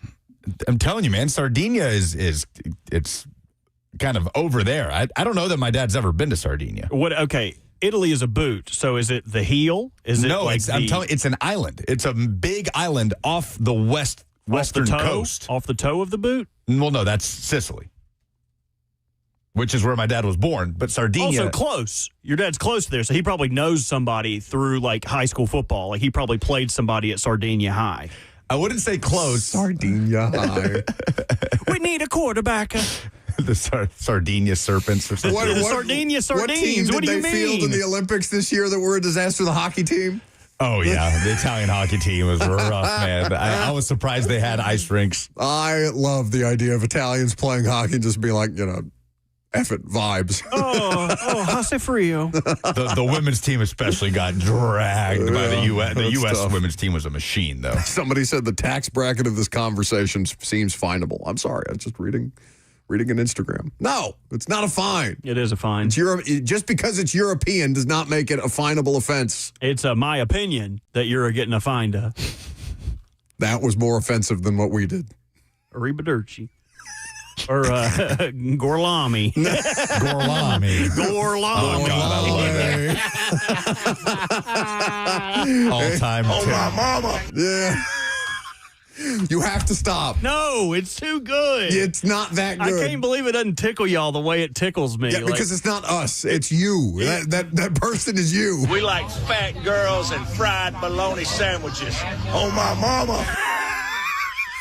Just he goes down into his sternum to get that on my mama. Oh, my mama. Yeah, like he reaches deep down into his chest to say that. Ooh, that's pretty good. I know that guy. From pasta to soccer, all Lucas. This segment is all Lucas because I want to talk about FIFA giving out on accident 60 free World Cup tickets and then invalidating them. Well, not invalidating them. No, I know. I'm looking at the almost release worse. Right now. FIFA had on accident issued about 60 World Cup tickets to fans who mistakenly got them for free. There's a system error. Like they were in there to buy tickets, and then it went through without them having to pay. They were prepared to pay for the tickets. The website error allocated at no charge due to a prior payment issue during the checkout process. So FIFA puts out a statement. This is the best part. And honestly, it could have been my Friday fire. The fact that FIFA is just to an opportunity. So criminal. So unbelievably greedy. At every turn. Non-profit. Yeah. I would almost be upset if you gave me a reason to like FIFA. And this just reinforces my behavior. No, we need them on that wall. We want them on that wall. They are the supervillain in all of sports. Okay. In places you don't talk about at parties. Correct. Because they put out a statement to this effect. Instead of just saying, you know what, our bad, 60 tickets. Keep the 60 tickets of the thousands and thousands and thousands. Not that deep. We'll live. Thanks for your interest. We appreciate it. On us. You're selling hundreds of thousands on of the house. tickets. No, that's not what soccer's ruling body did. What they did instead is put out a statement. Quote, FIFA regrets the error and any inconvenience caused by, I add parenthetically, the 60 free tickets, the inconvenience that was caused. Yeah, I don't want an inconvenience. What inconvenience did you think you caused by accidentally giving 60 free tickets away, you morons? No, I proceed. That's so funny, man. That's so funny. Quote, the tickets requested by these fans remain reserved, and the affected fans have been invited to complete payment of the correct amount. So not only saying, oh no, we inconvenienced you by accidentally giving you free tickets, we consider you to be affected as if you were diseased.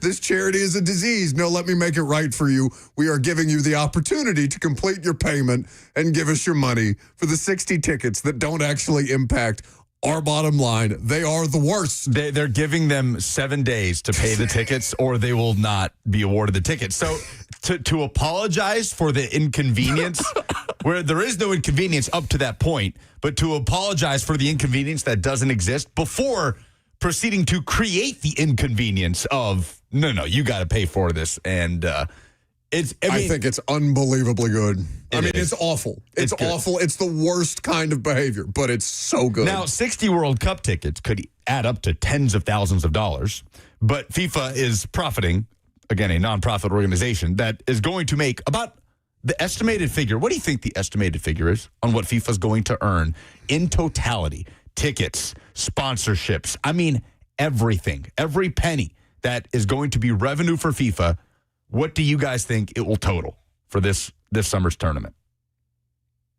For just the summer, the tournament this summer, 5 weeks of tournament, I'm going to say $700 million. I'm going to go $701 million. $11 billion.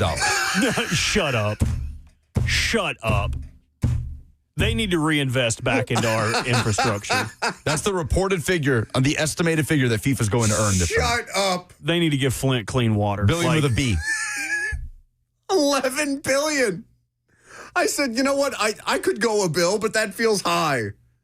The hell do I know? With a B. But they want to apologize to the affected fans who got the 60 free tickets. I love them. I love them. They are supervillains for all time. It doesn't matter which corrupt individual is running their organization. Yeah. They just have to find the worst person in all of sports and say, no, you are the president of FIFA, like Sepp Blatter. You are the president of everybody. I love it. The way they have taken center stage, every World Cup, every competition, every Olympics has problems going in, whether it's infrastructure issues, corruption issues, human rights issues. Rinse and repeat every year at every major international sporting event.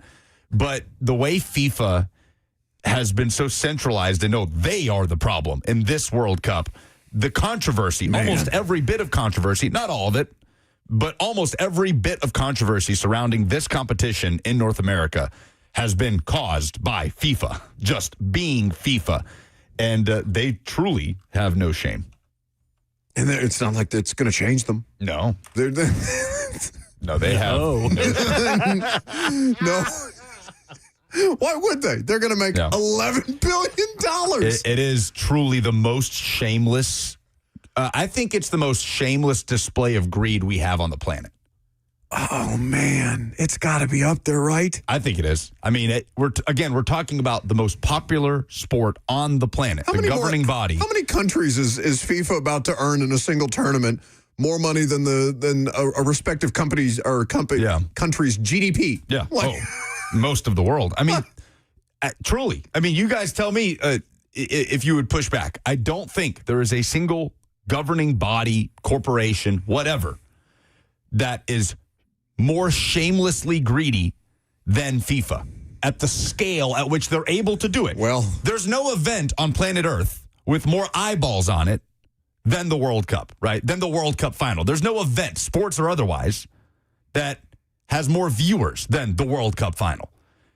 They have that power to be the most shamelessly greedy organization on planet Earth, and I think they are. I think they take that cake. This summer, they have won that title. So I think if you wanted to make an argument, you could say that the countries that are allowing them to run their grift, be it Qatar or the United States or anybody else who's been involved in the nitty-gritty, dirty politics of bringing Russia, bringing the World Cup to these various places, like their hands are not exactly clean in all of this. So you might say that any of the countries that are hosting the World Cup are as guilty as FIFA themselves. But FIFA, man, I respect its just blatant disregard. Oh, it's blatant for any level of shame whatsoever. No, give us your money for the 60 tickets in 7 days, or we'll sell them to somebody else. U.S. men's national team plays a week from today. I'm telling you, once that ball kicks off on Thursday, my blinders are up to all of this stuff. And you're the one saying, no, but don't push college football fans too far. You'll take them for granted. Here's FIFA saying, chumps. Well, that's the thing. It's the product. There are a lot of those. We could sit here and talk for hours about this. We should move on. 615-737-1045, the number. Worst to first candidates in the NFL. Do the Titans qualify? We'll talk about them next. Mama.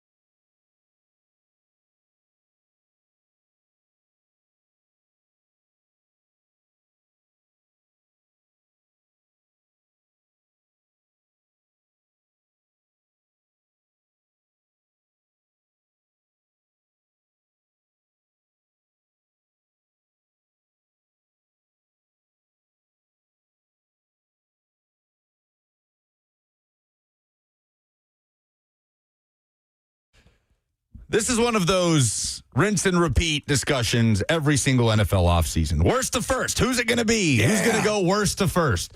Who is the most, welcome back to the show, by the way, fueled by Hattie B's Hot Chicken. Download the Hattie B's app today. That East Nashville location, I keep driving by it. Looks better and better. Soon, right?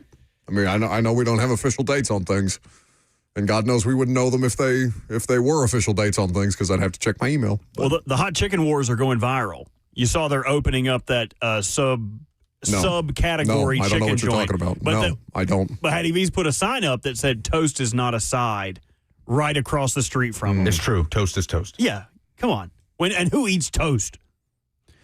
So, who is the most notable worst to first that comes to mind? Like when I say worst to first in the NFL, first team that comes to mind is who? Worst to first this year? Any year. I just say worst to first. Who stands out the most? Mine's a team that did the Commanders even finish last before they turned around and ran to the NFC Championship I want to game? say they ended up in third, maybe, but I can look. I think they went third to first. You mean Jaden Daniels? Yeah. Here? Yeah, they had the second overall pick. They definitely went worst to first. Yep. Okay, so that's the one that I think of. Certainly recently. Who's a good worst to first that comes to mind? Well, the Patriots just did it last year, right? Yeah. I guess I don't really think about it that way. I don't know. I'm not that's not something I'm paying that close attention to. Like, I'm not struck when it happens. I don't care what you did the year before. You know? I mean, I know that's probably not the way that most people think about it, but I just think of every new year as being such a different year. Your whole roster, or half your roster, could be different. Think about how different this Titans team is, or should be, in 2026 than last year's Titans team will be. Yeah. Does it apply at all to Robert Saleh and John Franklin Myers and Wan'Dale Robinson that last year's Titans went 3-14? Probably not. So when they go worst to first, will they? I mean, yes, the franchise will have gone, if they could go worst to first, yeah, but it won't be because anybody associated with last year's team did it. Yeah. So, Aaron Schatz of ESPN has put out an article, worst to first, ranking the NFL's most likely turnarounds in 2026. Did y'all read it? Do you know who he has number one? Okay. He's got the Lions as his number one candidate to go worst to first in 2026. Feels the safest. No team under 500 in that division. They all had 9 wins or more. That feels like the one that was clunky but close, right? You felt better about the Lions at the end of the year than you probably did Minnesota. And Minnesota is different this year, but I still think I feel better about the Lions getting it right than Kyler Murray. Weren't the odds crazy for that? Wasn't like Minnesota the favorite, or were the Packers the favorite to win that division? No, I think it was the Lions. I'll go back and find their respective odds to win their divisions. But yeah, I mean, what would even be the best argument against the Lions?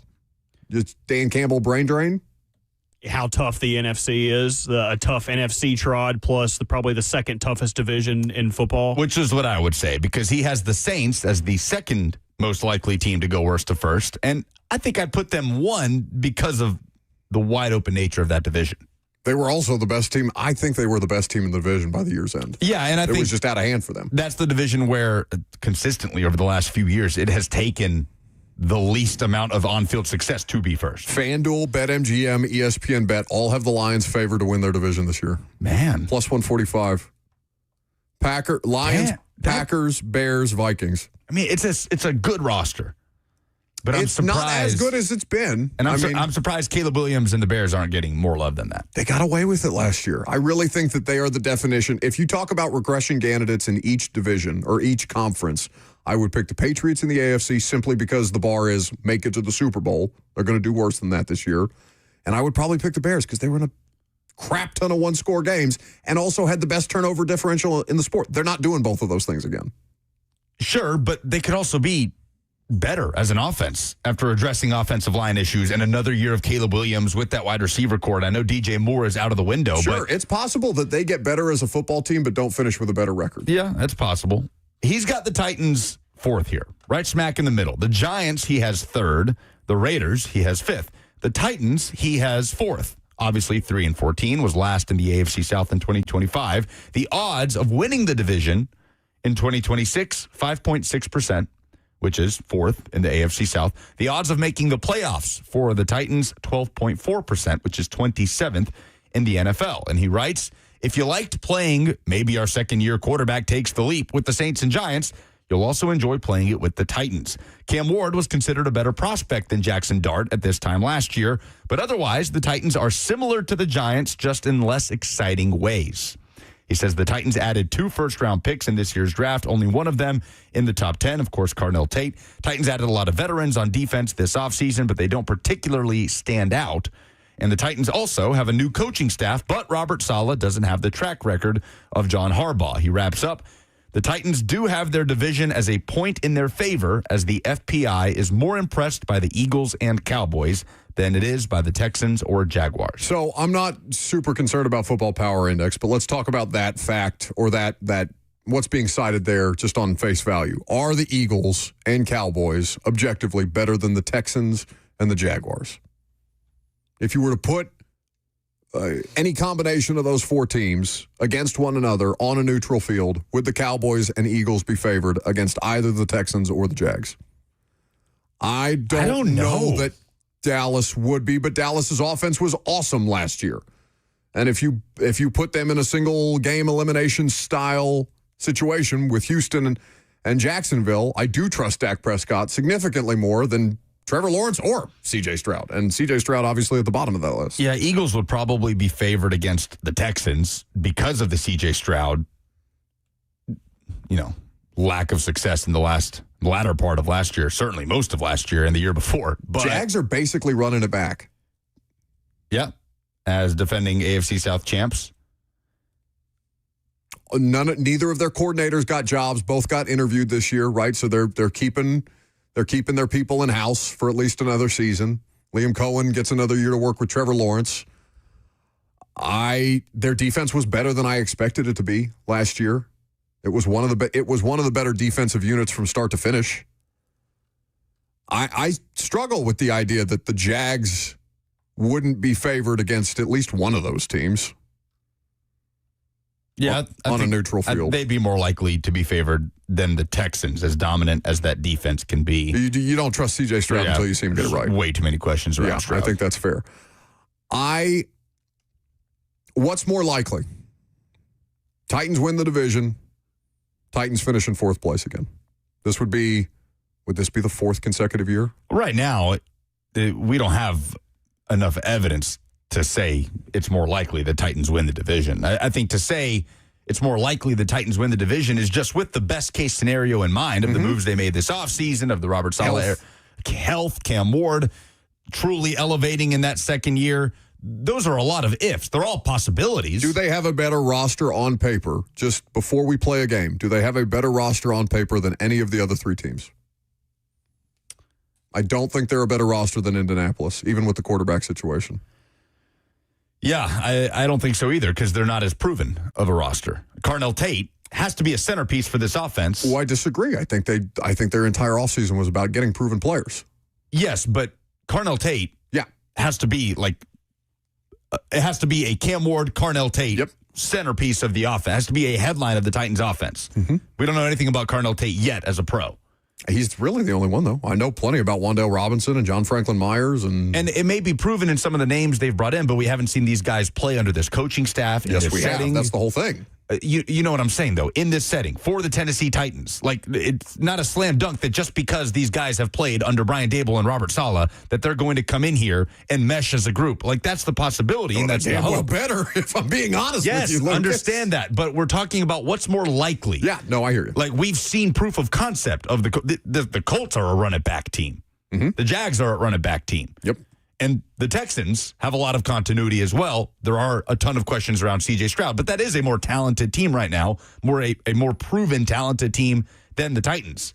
Yeah, it's fine that all these guys, Schlotman and Bellinger and Wan'Dale Robinson, played for Brian Daboll, that Jermaine Johnson played for Robert Saleh, but we don't know yet how those guys are going to fit here because we haven't seen it yet. We've seen it with those other teams.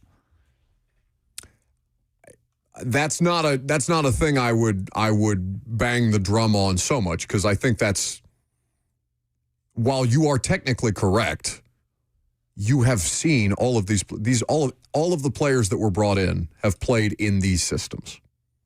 So it should look as seamless as humanly possible. If it all goes awry, then we're talking about a completely different thing. And to your point, we don't have that information in hand, but it should be seamless or close to seamless for the players that they added.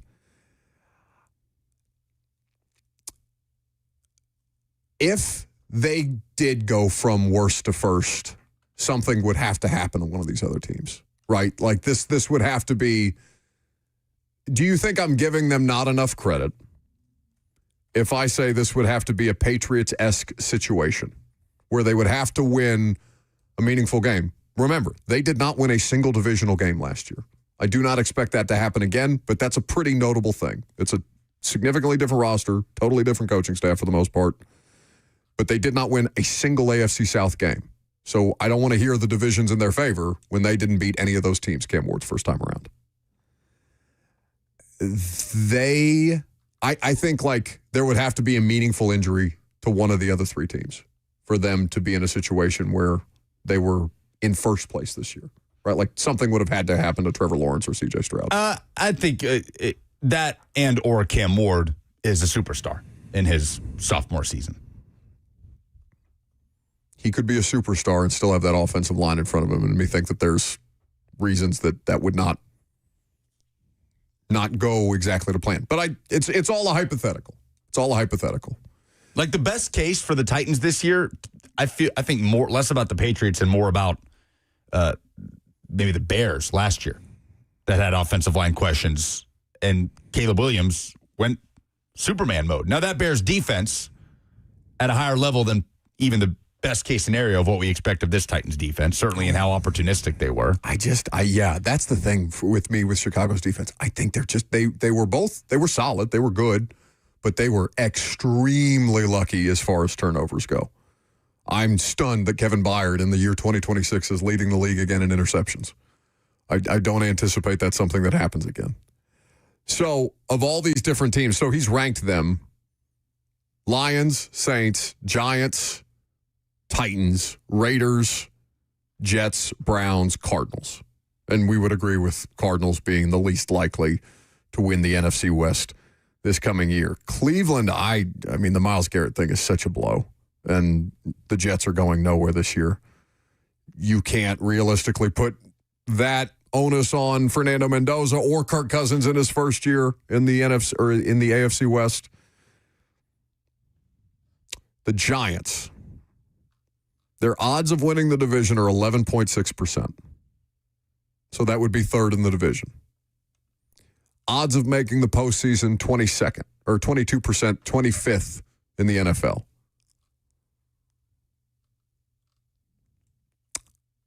I think the Titans and the Giants are in very similar situations. And he points that out, right? He calls the Titans, what was the word that he used? Less exciting than the Giants. What was the most exciting thing the Giants did this offseason? Harbaugh? Yeah. After Harbaugh? Likely. The draft. I mean, having two top 10 picks. Yeah. 2 first-round picks, Dexter Lawrence getting moved, them still having enough on defense to withstand that, one would think. But they already have their quarterback in place. John Harbaugh is the headline of the Giants offseason. Yeah, I just meant in terms of personnel additions. Like he is a famous name. I don't know how much of a difference he is going to immediately make in the places where they need a difference-making coach, right? I mean, he needs to be the adult in the room, but he's not going to impact them offensively or defensively. I don't know if that's necessarily true. Yeah, I think that one of John's innate abilities is to raise the floor of any team. Like, he got more out of no-name players in Baltimore than any coach they've ever had. And you talked about having an adult in the room. The Giants haven't had an adult in the room since Tom Coughlin. So I think just having him there to run a competent team is going to be a huge improvement over, and that's not to crap all over Dable. It's just it's not the same feel. I think Harbaugh is going to make a world of difference. But again, what's a world of difference in a division where you are the worst team? That's what I'm saying. I could feel significantly better. And I said this exact same thing last year. I could feel significantly better about the Titans at the end of the season and them still finish in fourth place. I think it's very possible, if not likely, that happens. If you want to feel good about yourself, Titans fans, scroll all the way to the bottom of this list and look at the Arizona Cardinals, the team that robbed you of your draft darling that you thought was your heir apparent, your life's work. They have odds of winning the division 0.1%. Too high. Don't even play the games. For that Dan Campbell quote the other day, that does apply to the Cardinals. Best division in football. Well, so they've lost already. Yeah, they have. Very much so. Jacoby Brissett's not even there still. Yeah, I mean, did you see the Marvin Harrison Jr. quotes? Yeah, they asked him if he had been able to establish any rapport with Jacoby Brissett. Like, no, he's not here. Because he'd have to be here. And he is their presumed starter, yes? I mean, I'd probably take him over Minshew Mania. If he's there, yeah. I mean, he's there. He's holding out. We got a Jacoby Brissett holdout in 2026. Good for Jake Brisket, though. Go get your money. It's not enough that he got. Who was doing those very clever backup quarterback commercials? Which company? One of the Progressive Farm. One of them. I think it was Progressive. I don't think it was State Farm, but either way, like Jacoby Brissett got a little ad money in his pocket. He's played a long time in the NFL at this point, made middling money here and there. Now he wants real money. Good for Jake Brisket. 1.2% chance to make the playoffs. They have a better chance of making the playoffs than they do to win their division. I mean, yeah. It's the best division we've seen in how many years? It's always been good, I feel like, in my lifetime. I mean, when's the last time pre-Jim Harbaugh? Like Jeff Fisher Rams? Pete Carroll and the Seahawks kind of ran that division for a period of time. Arizona, I don't remember whether they were good while Jeff Fisher was still in that division. But they've got the defending Super Bowl champs, the favorite to win the Super Bowl in 2026, that just made one of the biggest moves we've seen in recent years in the NFL, and one of the more consistent organizations the league has seen in the last decade or so. The Niners just won 13 games with nobody you've ever heard of.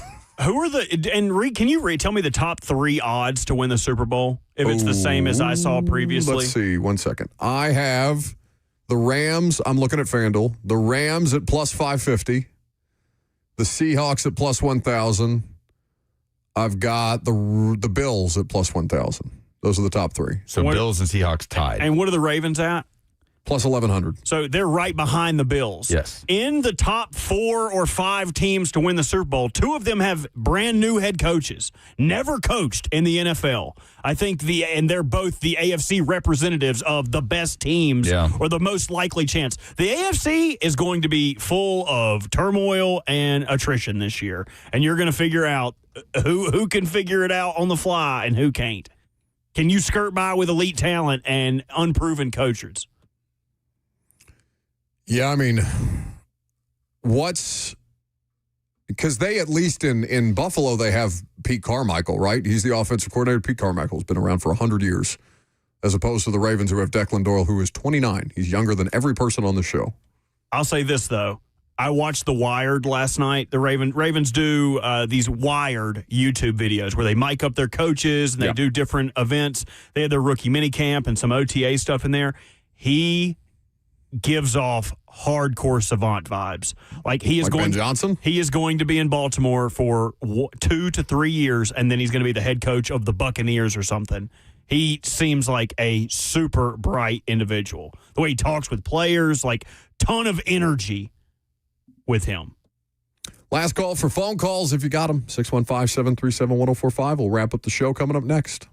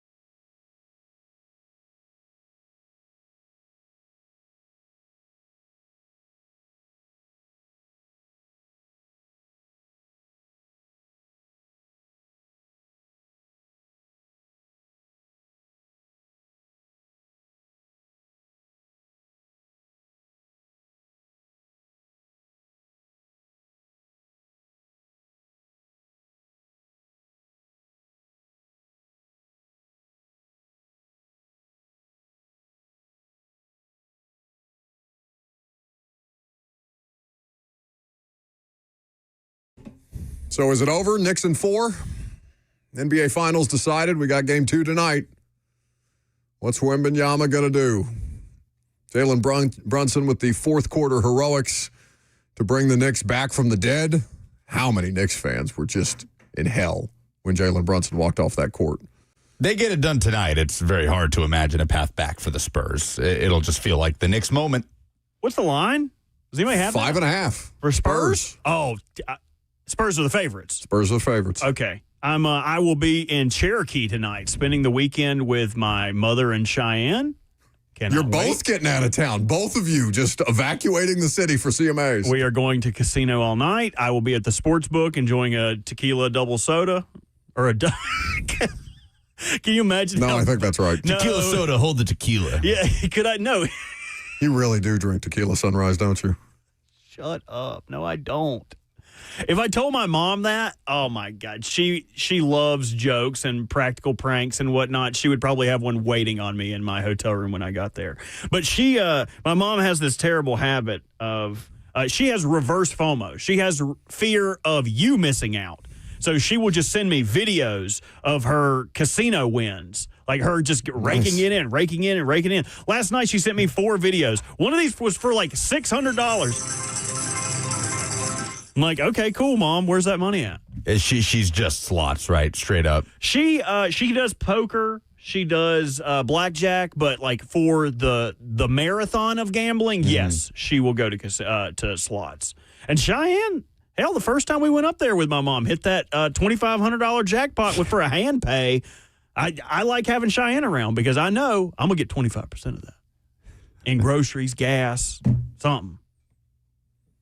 You just taking a tax out of Cheyenne's winnings? Yes. Yes. It's vig. Why would I not do that? Give me. Okay, I need the. She's already your sugar mama. I need the juice plus the squeeze. I just watched Rounders. No, she has the juice. No. Cheyenne, now we have gotten to the root of the issue. No, it's not. You are juiceless. You're wrong. Because Cheyenne has taken your superpowers. This weekend. It's like Charles Barkley in Looney Tunes. What's the name of the Michael Jordan one? Oh, Space Jam. Yeah, I was going to see how long it took you. Unfamiliar. Can't wait to spend some time with my mama this weekend. You have to stop. We like fat girls and fried bologna sandwiches. Oh, my mama. God, it's so good. Well, it's appropriate that the game is being played again in San Antonio tonight. Yeah, well, you saw they got Charles. They caught him out in the wild. He was at Riverwalk walking around. He was exercising. He was picking up chairs and pressing them over his head. Did a little bodyweight calisthenics. Yeah, he's out there, Charles, out there trying to be amongst the people. Surprised somebody didn't push him in that river. But we were talking about this earlier with Gentry. I don't know if you were listening. Like Reggie Miller does this in New York. Reggie Miller just goes sit on a park bench in New York City and dare a Knicks fan to come up and say something nasty to him. Like, what is somebody in San Antonio going to say to Charles Barkley? You ain't got to say nothing. You just got to crop dust them. Is that what you do to people who disrespect you? Oh, yeah. If I ever saw Ben Roethlisberger eating at a nice restaurant, you better believe I'm sliding into that booth behind him and just... I'm letting them out, dude. Hines Ward. What's that smell? Is that ketchup? Ramon Foster? Onions? I wouldn't do that to Ramon. You don't mess with a big fella's food. No, it's because he can actually identify you. The other week, Ramon came up behind me, and I could hear like the running. I was like, what in the world? Before I could even turn around, he grabs me, and his arms engulf my body. And I was like, okay, I wrestled. I remember, grab the wrist, push it down, and then we'll try to break it. They wasn't no push down, break it. Only thing breaking was my ribs. That dude has innate bear strength. Yeah, he's 6'6". When's the last time that dude played football? Why are you still so strong? Why are you still so strong? You can let it go. You ain't got to bench press grown-ass men anymore, Ramon. It's also very brave of him to pick you, of all people, up at Squeeze. Oh, pick me up like the pillows. There's a history of that. Like, there's a history there. I love Moni. Robert, the person who talks about wanting to get an enema. I do, man. Doesn't that look just so relieving? Like, don't they say there's something like 15 pounds of undigested red meat in your body or 15 something? 15 pounds? You don't know how much red meat I eat. I'm surprised I hadn't got gout yet. Have y'all ever had gout? No. The rich man's disease? No. It ain't so rich. That hurts like hell. My grandpa's a tough dude. He's like 6'3", like big old tall country boy. He got gout. Dunzo. Lawan and Joe Rexroad are the only two people in my life I know that have gotten gout at some point. Rexroad looks like if you looked up gout in the dictionary. Yeah. He'd be the picture. It would just be him smiling. Lawan has never looked less like gout, and because he eats so much red meat, gout. Well, it's time to gout of here. No. And do the polls. No, I didn't do polls. So we still have What do you mean? a minute It's and a half. Friday. You got to do polls on Friday. Do I? Oh, my mama. You got to. Just so we play Star Wars? I mean, we can. Do the people still like these? I need to know. I need to know if people still like these poll opens or if we need to refresh them. I haven't made a new one since like 24. That just depends on, do you want to open it up to the audience to say, do you want me to do more work for you? It's AI. I think you know our answer. Star Wars? Yeah.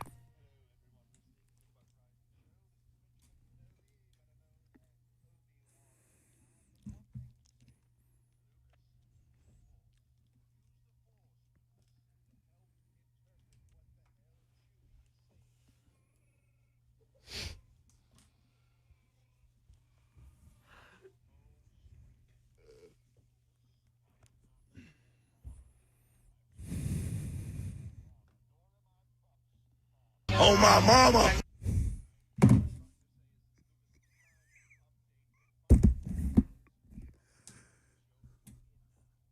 You're so stupid. They ain't no polls. We didn't do polls. If there were, they would be brought to you by the most trusted dealer in all of the South.